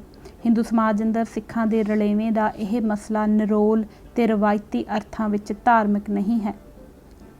ਇਹ ਭਾਰੂ ਰੂਪ ਵਿੱਚ ਸੱਭਿਆਚਾਰਕ ਅਤੇ ਬਹੁਤ ਹੀ ਅਹਿਮ ਰੂਪ ਵਿੱਚ ਸਿਧਾਂਤਕ ਅਥਵਾ ਰਾਜਨੀਤਿਕ ਹੈ। ਇੱਕੋ ਇੱਕ ਹੈਰੀ ਭਾਰਤੀ ਕੌਮ ਦਾ ਸੰਕਲਪ ਇਸ ਰਲੇਵੇਂ ਦੀ ਮੁੱਖ ਸ਼ਰਤ ਤੇ ਪ੍ਰਮੁੱਖ ਵਸੀਲਾ ਹੈ। ਇਸ ਕਰਕੇ ਹੀ ਸਿੱਖ ਧਰਮ ਦੀ ਸਦੀਵੀ ਸੁਤੰਤਰਤਾ ਦਾ ਦਾਅਵਾ ਤੇ ਵੱਖਰੀ ਸਿੱਖ ਕੌਮ ਦੀ ਧਾਰਨਾ ਹਿੰਦੂ ਵਰਗ ਅੰਦਰ, ਇਕੱਲੇ ਕਾਂਗਰਸੀ ਹਿੰਦੂ ਵਰਗ ਅੰਦਰ ਹੀ ਨਹੀਂ, ਲਗਭਗ ਹਰ ਵੰਨਗੀ ਦੇ ਹਿੰਦੂ ਵਰਗਾਂ, ਕੱਟੜਪੰਥੀਆਂ ਤੋਂ ਲੈ ਕੇ ਉਦਾਰ ਖਿਆਲੀਆਂ ਤੇ ਕਮਿਊਨਿਸਟ ਹਮਾਇਤਾਂ ਤੱਕ ਭਾਰੀ ਔਖ ਤੇ ਜਲਨ ਪੈਦਾ ਕਰਦਾ ਹੈ। ਨਵੰਬਰ 84 ਵਿੱਚ ਹਿੰਦੂ ਵਰਗ ਨੇ ਸਿੱਖਾਂ ਵਿਰੁੱਧ ਮੁੱਖ ਤੌਰ ਤੇ ਆਪਣੀ ਇਹ ਵੇਹੋ ਲਾਹੀ ਸੀ। ਸਿੱਖਾਂ ਨੂੰ ਸਬਕ ਸਿਖਾਉਣ ਦੀ ਧਾਰਨਾ ਇੱਥੋਂ ਹੀ ਪੈਦਾ ਹੋਈ ਸੀ। ਕਤਲੇਆਮ ਤੋਂ ਬਾਅਦ ਪ੍ਰਸਿੱਧ ਸੰਪਾਦਕ ਪੱਤਰਕਾਰ MV ਕਾਮਤ ਦੁਆਰਾ 1985 ਦੀ ਵਿਸਾਖੀ ਦੇ ਪਵਿੱਤਰ ਦਿਹਾੜੇ ਤੇ ਲਿਖੇ ਗਏ ਇੱਕ ਬੇਹੱਦ ਜ਼ਹਿਰੀਲੇ ਤੇ ਫਿਰਕੂ ਲੇਖ ਦੇ ਹਵਾਲੇ ਨਾਲ ਇਸ ਗੱਲ ਨੂੰ ਵਧੇਰੇ ਚੰਗੀ ਤਰ੍ਹਾਂ ਸਮਝਿਆ ਜਾ ਸਕਦਾ ਹੈ। ਕਾਮਤ ਨੇ ਆਪਣੀ ਗੱਲ ਨੂੰ ਦਾਰਸ਼ਨਿਕ ਪੁੱਠ ਦਿੰਦਿਆਂ ਲਿਖਿਆ ਸੀ ਕਿ ਹੁਣ ਜਦੋਂ ਕਿ ਸਭ ਕੁਝ ਨਿਬੜ ਮੁੱਕ ਗਿਆ ਹੈ ਤਾਂ ਸਿੱਖ ਸਨਾਤਨੀ ਪੰਥ ਦੇ ਪੱਲੇ ਇਹ ਸਮਝ ਪੈ ਜਾਣੀ ਚਾਹੀਦੀ ਹੈ ਕਿ ਉਸ ਦਾ ਦੁਸ਼ਮਣ ਇੰਦਰਾ ਗਾਂਧੀ ਜਾਂ ਮੌਜੂਦਾ ਪ੍ਰਧਾਨ ਮੰਤਰੀ ਸ਼੍ਰੀ ਰਾਜੀਵ ਗਾਂਧੀ ਜਾਂ ਕੇਂਦਰੀ ਸਰਕਾਰ ਅਤੇ ਜਾਂ ਕਾਂਗਰਸ ਪਾਰਟੀ ਜਾਂ ਸ਼ਹਿਰੀ ਹਿੰਦੂ ਵਪਾਰੀ ਨਹੀਂ, ਜਿਨ੍ਹਾਂ ਸਾਰਿਆਂ ਨੂੰ ਹੀ ਉਹਨਾਂ ਸਿੱਖਾਂ ਨੇ ਕਿਸੇ ਇੱਕ ਜਾਂ ਦੂਜੇ ਸਮੇਂ ਤੇ ਦੁਸ਼ਮਣ ਟਿਕ ਕੇ ਉਹਨਾਂ ਖਿਲਾਫ ਲੜਾਈ ਵਿੱਢ ਰੱਖੀ ਸੀ। ਸਿੱਖਾਂ ਦਾ ਇੱਕੋ ਇੱਕ ਦੁਸ਼ਮਣ ਅਖੌਤੀ ਪੰਜਾਬ ਮਸਲੇ ਉੱਤੇ ਹੁੰਦੀ ਰਹੀ ਸਮੁੱਚੀ ਵਿਚਾਰ ਚਰਚਾ ਦੌਰਾਨ, ਜਿਸ ਬਾਰੇ ਕਦੇ ਸੋਚਿਆ ਤੱਕ ਨਹੀਂ ਗਿਆ, ਕਾਲ ਅਥਵਾ ਵਕਤ ਹੈ, ਜਿਸ ਬਾਰੇ ਕ੍ਰਿਸ਼ਨ ਨੇ ਗੀਤਾ ਵਿੱਚ ਕਿਹਾ ਹੈ ਕਿ ਕੁੱਲ ਚੀਜ਼ਾਂ ਕਾਲ ਦੇ ਅਧੀਨ ਹਨ। ਕਾਲ ਹਰ ਚੀਜ਼ ਨੂੰ ਨੇਸਤੋਂ ਨਾਬੂਦ ਕਰ ਦਿੰਦਾ ਹੈ। ਸਿਰਫ ਕਾਲ ਹੀ ਅਸਲੀ ਹੈ। ਇਸ ਤੋਂ ਅੱਗੇ ਉਹ ਕਾਲ ਬਾਰੇ ਕਹੀ ਗਈ ਇਸ ਆਮ ਸੱਚਾਈ ਨੂੰ ਸਿੱਖਾਂ ਉੱਤੇ ਢੁਕਾਉਂਦਾ ਹੋਇਆ ਕਹਿੰਦਾ ਹੈ ਕਿ ਉਹਨਾਂ ਨੇ ਕਾਲ ਦੀ ਗਤੀ ਤੇ ਸ਼ਕਤੀ ਨੂੰ ਮਨੋਂ ਭੁਲਾ ਛੱਡਿਆ ਹੈ, ਜਿਸ ਕਰਕੇ ਉਹ ਆਪਣੇ ਆਪ ਨੂੰ ਸਮੇਂ ਦੇ ਨਾਲ ਬਦਲਣ ਤੋਂ ਇਨਕਾਰੀ ਹਨ ਅਤੇ ਇਸ ਤਰ੍ਹਾਂ ਉਹ ਸਿੱਖ ਸਮਾਜ ਨੂੰ ਮੁੜ 17ਵੀਂ ਸਦੀ ਵਿੱਚ ਲੈ ਜਾਣਾ ਚਾਹੁੰਦੇ ਹਨ। ਉਹ ਅਤੀਤ ਵਿੱਚ ਹੀ ਰਹਿਣਾ ਚਾਹੁੰਦੇ ਹਨ ਤੇ ਭਵਿੱਖ ਵੱਲ ਵਧਣ ਤੋਂ ਡਰਦੇ ਹਨ। ਇਸ ਕਰਕੇ ਉਹ ਤੱਤ ਨੂੰ ਭੁਲਾ ਕੇ ਆਪਣਾ ਸਰੂਪ ਕਾਇਮ ਰੱਖਣ ਦੀ ਗੱਲ ਉੱਤੇ ਹੀ ਖੜੇ ਤੇ ਅੜੇ ਰਹਿਣਾ ਚਾਹੁੰਦੇ ਹਨ। ਉਹ ਹੋਰਨਾਂ ਨਾਲੋਂ ਅਲੱਗ ਬਣੇ ਰਹਿਣਾ ਚਾਹੁੰਦੇ ਹਨ। ਇਸ ਤੋਂ ਅੱਗੇ ਉਹ ਸਿੱਖਾਂ ਨੂੰ ਧਰਮ ਨਿਰਲੇਪਤਾ ਦੇ ਵਰਤਾਰੇ ਦੇ ਪਾਠ ਪੜ੍ਹਾਉਂਦਾ ਹੈ ਅਤੇ ਇਸ ਦੀ ਗਤੀ ਤੇ ਸ਼ਕਤੀ ਦੇ ਮੂਹਰੇ ਧਰਮ ਦੇ ਨਿਤਾਣੇ ਪੈ ਜਾਣ ਦੀ ਗੱਲ ਕਰਦਾ ਹੈ। ਉਸ ਦੀ ਇਸ ਸਾਰੀ ਉਪਦੇਸ਼ਬਾਜ਼ੀ ਦਾ ਭੇਦ ਤੇ ਅਸਲੀ ਉਦੇਸ਼ ਉਸ ਵੇਲੇ ਉਜਾਗਰ ਹੋ ਜਾਂਦਾ ਹੈ ਜਦੋਂ ਉਹ ਸਿੱਖਾਂ ਨੂੰ ਆਪਣੇ ਕੇਸਾਂ ਨਾਲ ਵਾਧੂ ਦਾ ਮੋਹ ਤਿਆਗ ਦੇਣ ਅਤੇ ਦੱਖਣ ਦੇ ਪੁਰਾਤਨ ਬ੍ਰਾਹਮਣਾਂ ਦੀ ਉਦਾਹਰਨ ਤੋਂ ਸਿੱਖਿਆ ਲੈ ਕੇ ਮੋਨੇ ਹੋ ਜਾਣ ਦੀਆਂ ਸਲਾਹੁਤਾਂ ਦੇਣ ਤੱਕ ਚਲਾ ਜਾਂਦਾ ਹੈ।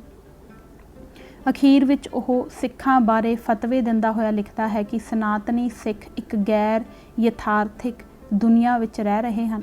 ਅਨੰਦਪੁਰ ਸਾਹਿਬ ਦਾ ਮਤਾ ਕੋਈ ਮੁੱਦਾ ਨਹੀਂ, ਚੰਡੀਗੜ੍ਹ ਦਾ ਵੀ ਕੋਈ ਮਸਲਾ ਨਹੀਂ ਹੈ, ਜਾਂ ਦਰਿਆਈ ਪਾਣੀਆਂ ਦੀ ਵੰਡ ਜਾਂ ਬੇਰੁਜ਼ਗਾਰੀ ਦਾ ਵੀ ਨਹੀਂ ਹੈ। ਇਹ ਸਾਰੇ ਬਣਾਉਟੀ ਮੁੱਦੇ ਹਨ। ਜਦੋਂ ਹੀ ਸਿੱਖਾਂ ਨੂੰ ਇਹ ਅਕਲ ਆ ਗਈ ਕਿ ਉਹਨਾਂ ਦੀ ਮੁੱਖ ਸਮੱਸਿਆ ਆਪਣੇ ਆਪ ਨੂੰ ਸਮੇਂ ਦੇ ਨਾਲ ਨਾ ਬਦਲ ਸਕਣ ਦੀ ਹੈ ਤਾਂ ਇਹ ਸਾਰੇ ਮੁੱਦੇ ਇਸ ਦੇ ਨਾਲ ਹੀ ਝੱਟ ਪਿਛਾਂਹ ਚਲੇ ਜਾਣਗੇ। ਸੋ ਇਹ ਵੇਖਣਾ ਤੇ ਸਮਝਣਾ ਮੁਸ਼ਕਲ ਨਹੀਂ ਹੈ ਕਿ ਲੇਖਕ ਵੱਲੋਂ ਇੱਥੇ ਸਿੱਖ ਭਾਈਚਾਰੇ ਨੂੰ ਵਰਤਾਈ ਗਈ ਸਿੱਖਿਆ ਦਾ ਸਾਰ ਅੰਸ਼ ਇਹ ਹੈ ਕਿ ਸਿੱਖਾਂ ਨੂੰ ਨਵੰਬਰ 84 ਵਿੱਚ ਪਈ ਮਾਰ ਤੋਂ ਸਿੱਖਿਆ ਲੈਣੀ ਚਾਹੀਦੀ ਹੈ ਅਤੇ ਆਪਣੀ ਵੱਖਰੀ ਪਛਾਣ ਕਾਇਮ ਰੱਖਣ ਦੀ ਇੱਛਾ ਤੇ ਜਿੱਦ ਛੱਡ ਕੇ ਹਿੰਦੂ ਮੁੱਖ ਧਾਰਾ ਵਿੱਚ ਸ਼ਾਮਲ ਹੋ ਜਾਣਾ ਚਾਹੀਦਾ ਹੈ। ਨਵੰਬਰ 84 ਤੋਂ ਬਾਅਦ ਕਿਸੇ ਹਿੰਦੂ ਸੰਪਾਦਕ, ਪੱਤਰਕਾਰ ਜਾਂ ਲੇਖਕ ਵੱਲੋਂ ਲਿਖਿਆ ਗਿਆ ਇਹ ਇਕਲੌਤਾ ਲੇਖ ਨਹੀਂ ਸੀ। ਅਜਿਹੇ ਕਿੰਨੇ ਹੀ ਹੋਰ ਲੇਖ ਲਿਖੇ ਗਏ ਸਨ ਜਿਨ੍ਹਾਂ ਵਿੱਚ ਸਿੱਖਾਂ ਦੀ ਸੁਰਤ ਟਿਕਾਣੇ ਲਿਆ ਦੇਣ ਅਤੇ ਉਹਨਾਂ ਦੀ ਚਿਰਾਂ ਪੁਰਾਣੀ ਆਕੜ ਭੰਨ ਕੇ ਰੱਖ ਦੇਣ ਉੱਤੇ ਅਸੀਮ ਖੁਸ਼ੀ ਤੇ ਤਸੱਲੀ ਦਾ ਪ੍ਰਗਟਾਵਾ ਕੀਤਾ ਗਿਆ ਸੀ। ਸੋ ਇਹ ਉਹ ਸਬਕ ਸੀ ਜਿਹੜਾ ਹਿੰਦੂ ਭੀੜਾਂ ਵੱਲੋਂ ਸਿੱਖਾਂ ਨੂੰ ਜਿਉਂਦਿਆਂ ਨੂੰ ਅੱਗਾਂ ਵਿੱਚ ਭੁੰਨ ਕੇ ਸਿਖਾਇਆ ਜਾ ਰਿਹਾ ਸੀ। ਇਸ ਤੋਂ ਨਵੰਬਰ 84 ਦੇ ਕਤਲੇਆਮ ਦੇ ਪਿੱਛੇ ਕੰਮ ਕਰਦੇ ਅਸਲੀ ਤੇ ਕੇਂਦਰੀ ਮਨੋਰਥ ਬਾਰੇ ਕੋਈ ਸ਼ੰਕਾ ਜਾਂ ਘਚੋਲਾ ਨਹੀਂ ਰਹਿ ਜਾਂਦਾ। ਦੂਜਾ, ਮਨਸੂਬਾਬੰਦੀ ਚਿਰੋਕਣੀ ਤਿਆਰ ਹੋ ਚੁੱਕੀ ਸੀ। ਇਹ ਤੱਥ ਤਾਂ ਹੁਣ ਲਗਭਗ ਪੂਰੀ ਤਰ੍ਹਾਂ ਸਥਾਪਿਤ ਹੋ ਚੁੱਕਾ ਹੈ ਕਿ ਨਵੰਬਰ 84 ਦਾ ਸਿੱਖ ਵਿਰੋਧੀ ਕਤਲੇਆਮ ਆਪ ਮੁਹਾਰਾ ਤੇ ਇਤਫਾਕੀਆ ਨਹੀਂ ਸੀ, ਬਲਕਿ ਦੇਸ਼ ਦੇ ਹਾਕਮਾਂ ਵੱਲੋਂ ਨਿਸ਼ਚਿਤ ਮਨੋਰਥ ਨੂੰ ਸਾਹਮਣੇ ਰੱਖ ਕੇ ਬਕਾਇਦਾ ਰੂਪ ਵਿੱਚ ਜਥੇਬੰਦ ਕੀਤਾ ਗਿਆ ਸੀ। ਪਰ ਇਸ ਦੇ ਨਾਲ ਜੁੜਵਾਂ ਇਹ ਸਵਾਲ ਅਜੇ ਪੂਰੀ ਤਰ੍ਹਾਂ ਨਿਤਾਰਿਆ ਤੇ ਨਿਖਾਰਿਆ ਨਹੀਂ ਗਿਆ ਕਿ ਸਿੱਖਾਂ ਦਾ ਕਤਲੇਆਮ ਕਰਨ ਦਾ ਇਹ ਫੈਸਲਾ ਠੀਕ ਕਦੋਂ, ਕਿਸ ਵੱਲੋਂ ਅਥਵਾ ਕਿਸ ਪੱਧਰ ਤੇ ਅਤੇ ਕਿਸ ਰੂਪ ਵਿੱਚ ਲਿਆ ਗਿਆ ਸੀ। ਜ਼ਾਹਰ ਹੈ ਕਿ ਕਤਲੇਆਮ ਦਾ ਇਹ ਮਨਸੂਬਾ 31 ਅਕਤੂਬਰ ਨੂੰ ਹੀ ਤਿਆਰ ਨਹੀਂ ਸੀ ਹੋ ਗਿਆ। ਇੰਨੀ ਲੰਮੀ ਚੌੜੀ ਤਿਆਰੀ ਇੱਕੋ ਦਿਨ ਜਾਂ ਇੱਕੋ ਰਾਤ ਅੰਦਰ ਸੰਭਵ ਨਹੀਂ ਹੋ ਸਕਦੀ। ਇਸ ਬਾਰੇ ਨਿਰਣਾ ਯਕੀਨਨ ਹੀ 31 ਅਕਤੂਬਰ ਤੋਂ ਯਾਨੀ ਕਿ ਇੰਦਰਾ ਗਾਂਧੀ ਦੇ ਕਤਲ ਤੋਂ ਪਹਿਲਾਂ ਹੋ ਚੁੱਕਾ ਸੀ ਅਤੇ ਇਸ ਨੂੰ ਅਮਲੀ ਰੂਪ ਦੇਣ ਲਈ ਲੋੜੀਂਦੀਆਂ ਤਿਆਰੀਆਂ ਦਾ ਸਿਲਸਿਲਾ ਵੀ ਕਿਤੇ ਪਹਿਲਾਂ ਹੀ ਆਰੰਭ ਹੋ ਚੁੱਕਾ ਸੀ। ਇਸ ਨਾਲ ਇਸ ਵਰਤਾਰੇ ਦੀ ਗੰਭੀਰਤਾ ਹੋਰ ਵੱਧ ਜਾਂਦੀ ਹੈ ਤੇ ਨਾਲ ਹੀ ਇਸ ਪਿੱਛੇ ਕੰਮ ਕਰਦੇ ਮਨੋਰਥਾਂ ਤੇ ਤਾਕਤਾਂ ਦੀ ਸਹੀ ਰੂਪ ਵਿੱਚ ਨਿਸ਼ਾਨਦੇਹੀ ਕਰਨ ਦੀ ਮਹੱਤਤਾ ਵੀ ਵੱਧ ਜਾਂਦੀ ਹੈ। ਜਿਸ ਤਰ੍ਹਾਂ ਕਿ ਦਰਸਾਇਆ ਜਾ ਚੁੱਕਾ ਹੈ, ਅਜਿਹੇ ਨਿਰਣੇ ਜਥੇਬੰਦੀਆਂ ਦੇ ਇਜਲਾਸਾਂ ਵਿੱਚ ਬਕਾਇਦਾ ਮਤੇ ਪਾ ਕੇ ਨਹੀਂ ਲਏ ਜਾਂਦੇ।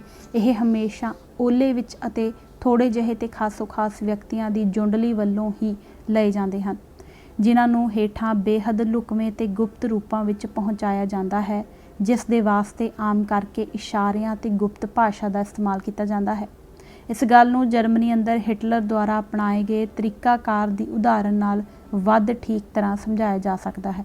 ਜਰਮਨੀ ਵਿੱਚ ਯਹੂਦੀਆਂ ਦੇ ਵਿਰੁੱਧ ਦੇਸ਼ ਵਿਆਪੀ ਹਿੰਸਾ ਦਾ ਸਭ ਤੋਂ ਪਹਿਲਾ ਵਰੋਲਾ 9 ਨਵੰਬਰ 1938 ਨੂੰ ਉੱਠਿਆ ਸੀ। ਉਸ ਦਿਨ ਹਿਟਲਰ ਨੇ ਦੁਪਹਿਰ ਬਾਅਦ ਰੇਲ ਗੱਡੀ ਉੱਤੇ ਚੜ੍ਹਨ ਤੋਂ ਪਹਿਲਾਂ ਆਪਣੇ ਖਾਸ ਵਿਸ਼ਵਾਸ ਪਾਤਰ ਮੰਤਰੀ ਗੋਬਲਜ਼ ਨਾਲ ਸੰਖੇਪ ਰੂਪ ਵਿੱਚ ਸਲਾਹ ਮਸ਼ਵਰਾ ਕੀਤਾ ਸੀ। ਗੋਬਲਜ਼ ਨੇ ਮੀਟਿੰਗ ਵਿੱਚ ਪਰਤ ਕੇ ਬਾਕੀ ਮੈਂਬਰਾਂ ਨੂੰ ਪੂਰੀ ਗੱਲ ਨਹੀਂ ਸੀ ਦੱਸੀ। ਇੰਨੀ ਗੱਲ ਹੀ ਦੱਸੀ ਸੀ ਕਿ ਰਾਜ ਦੇ ਮੁਖੀ ਹਿਟਲਰ ਦਾ ਫੈਸਲਾ ਹੈ ਕਿ ਅੱਜ ਦੀ ਰਾਤ ਜੇਕਰ ਦੇਸ਼ ਭਰ ਅੰਦਰ ਹਿੰਸਾ ਤੇ ਦੰਗੇ ਭੜਕ ਉੱਠਦੇ ਹਨ ਤਾਂ ਇਹਨਾਂ ਤੋਂ ਘਬਰਾਉਣ ਤੇ ਇਹਨਾਂ ਨੂੰ ਦਬਾਉਣ ਦੀ ਖੇਚਲ ਨਾ ਕੀਤੀ ਜਾਵੇ। ਪਾਰਟੀ ਲੀਡਰਾਂ ਨੇ ਆਪਣੇ ਆਗੂ ਦਾ ਇਸ਼ਾਰਾ ਸਮਝ ਲਿਆ ਸੀ। ਉਸ ਰਾਤ ਜਰਮਨੀ ਦੇ ਲਗਭਗ ਹਰ ਸ਼ਹਿਰ ਅੰਦਰ ਭੜਕੀਆਂ ਭੀੜਾਂ ਵੱਲੋਂ ਯਹੂਦੀਆਂ ਉੱਤੇ ਹਿੰਸਕ ਹਮਲੇ ਕੀਤੇ ਗਏ। ਉਹਨਾਂ ਨੂੰ ਬੇਰਹਿਮੀ ਨਾਲ ਕਤਲ ਕੀਤਾ ਗਿਆ। ਉਹਨਾਂ ਦੇ ਘਰਾਂ ਤੇ ਦੁਕਾਨਾਂ ਨੂੰ ਲੁੱਟਿਆ ਤੇ ਸਾੜਿਆ ਗਿਆ ਤੇ ਧਾਰਮਿਕ ਅਸਥਾਨਾਂ ਸਾਈਨਾਗੋਗਸ ਨੂੰ ਅੱਗਾਂ ਲਾ ਕੇ ਲੂਹ ਦਿੱਤਾ ਗਿਆ ਸੀ। ਸਰਕਾਰ ਦੀ ਭਾਸ਼ਾ ਵਿੱਚ ਇਸ ਸਾੜ ਫੂਕ ਤੇ ਕਤਲੋਗਾਰਤ ਨੂੰ ਲੋਕਾਂ ਦੇ ਆਪ ਮੁਹਾਰੇ ਪ੍ਰਤੀਕਰਮ ਦਾ ਨਾਂ ਦਿੱਤਾ ਗਿਆ ਸੀ। ਇਸ ਕਰਕੇ ਬਾਅਦ ਵਿੱਚ ਜਾ ਕੇ ਸਮੁੱਚੇ ਵਰਤਾਰੇ ਦੀ ਛਾਣਬੀਣ ਦੇ ਅਮਲ ਦੌਰਾਨ ਇਸ ਬਾਰੇ ਠੋਸ ਤੇ ਪੁਖਤਾ ਸਬੂਤ ਜੁਟਾਉਣ ਦਾ ਕੰਮ ਇੰਨਾ ਸੌਖਾ ਨਹੀਂ ਰਹਿ ਜਾਂਦਾ। ਇਹ ਕੰਮ ਬਹੁਤ ਹੀ ਦੁੱਭਰ ਤੇ ਗੁੰਝਲਦਾਰ ਹੋ ਜਾਂਦਾ ਹੈ। ਇਹੀ ਵਜ੍ਹਾ ਹੈ ਕਿ ਬਹੁਤੀ ਵਾਰ ਸਮੂਹਿਕ ਹਿੰਸਾ ਦੇ ਵਰਤਾਰਿਆਂ ਪਿੱਛੇ ਕੰਮ ਕਰਦੇ ਲੁਕਵੇਂ ਹੱਥਾਂ ਤੇ ਚਿਹਰਿਆਂ ਦੀ ਨਿਸ਼ਾਨਦੇਹੀ ਕਰਨ ਦਾ ਕਾਰਜ ਪੂਰਾ ਸਫਲ ਨਹੀਂ ਹੋ ਪਾਉਂਦਾ, ਜਿਸ ਦੇ ਨਤੀਜੇ ਵਜੋਂ ਅਸਲੀ ਦੋਸ਼ੀ ਲੁਕੇ ਤੇ ਬਚੇ ਰਹਿ ਜਾਂਦੇ ਹਨ। ਇਸ ਨਾਲ ਅਸਲੀ ਦੋਸ਼ੀਆਂ ਲਈ ਇਨਸਾਫ ਦੇ ਸਿਲਸਿਲੇ ਦਾ ਘਾਤ ਤੇ ਗਰਭਪਾਤ ਕਰਨ ਦਾ ਕਾਰਜ ਆਸਾਨ ਹੋ ਜਾਂਦਾ ਹੈ। ਨਵੰਬਰ ਦਾ ਸਿੱਖ ਵਿਰੋਧੀ ਕਤਲੇਆਮ ਬਿਨਾਂ ਸ਼ੱਕ ਇੱਕ ਬਹੁਤ ਭਾਰੀ ਤਰਾਸਦੀ ਸੀ, ਪਰ ਉਨੀ ਹੀ ਵੱਡੀ ਤਰਾਸਦੀ ਇਹ ਵਾਪਰੀ ਹੈ ਕਿ 25 ਸਾਲ ਗੁਜ਼ਰ ਜਾਣ ਦੇ ਬਾਵਜੂਦ ਇਸ ਭਿਆਨਕ ਕਤਲੇਆਮ ਨੂੰ ਮੁੱਢਲੇ ਰੂਪ ਵਿੱਚ ਵਿਉਂਤਣ ਵਾਲੇ ਅਸਲੀ ਮੁਜਰਮ ਅਜੇ ਤੱਕ ਵੀ ਪਛਾਣੇ ਨਹੀਂ ਗਏ। ਹੋਰ ਵੀ ਵੱਧ ਅਫਸੋਸ ਤੇ ਦੁੱਖ ਦੀ ਗੱਲ ਇਹ ਹੈ ਕਿ ਇਸ ਪਾਸੇ ਅਜੇ ਤੱਕ ਬਣਦਾ ਧਿਆਨ ਵੀ ਨਹੀਂ ਦਿੱਤਾ ਗਿਆ। ਸੋ ਅੱਜ ਅਸੀਂ ਇਹ ਭਾਗ ਪੰਨਾ ਨੰਬਰ 334 ਤੱਕ ਹੀ ਪੜ੍ਹਾਂਗੇ। ਧੰਨਵਾਦ ਜੀ। ਵਾਹਿਗੁਰੂ ਜੀ ਕਾ ਖਾਲਸਾ, ਵਾਹਿਗੁਰੂ ਜੀ ਕੀ ਫਤਿਹ।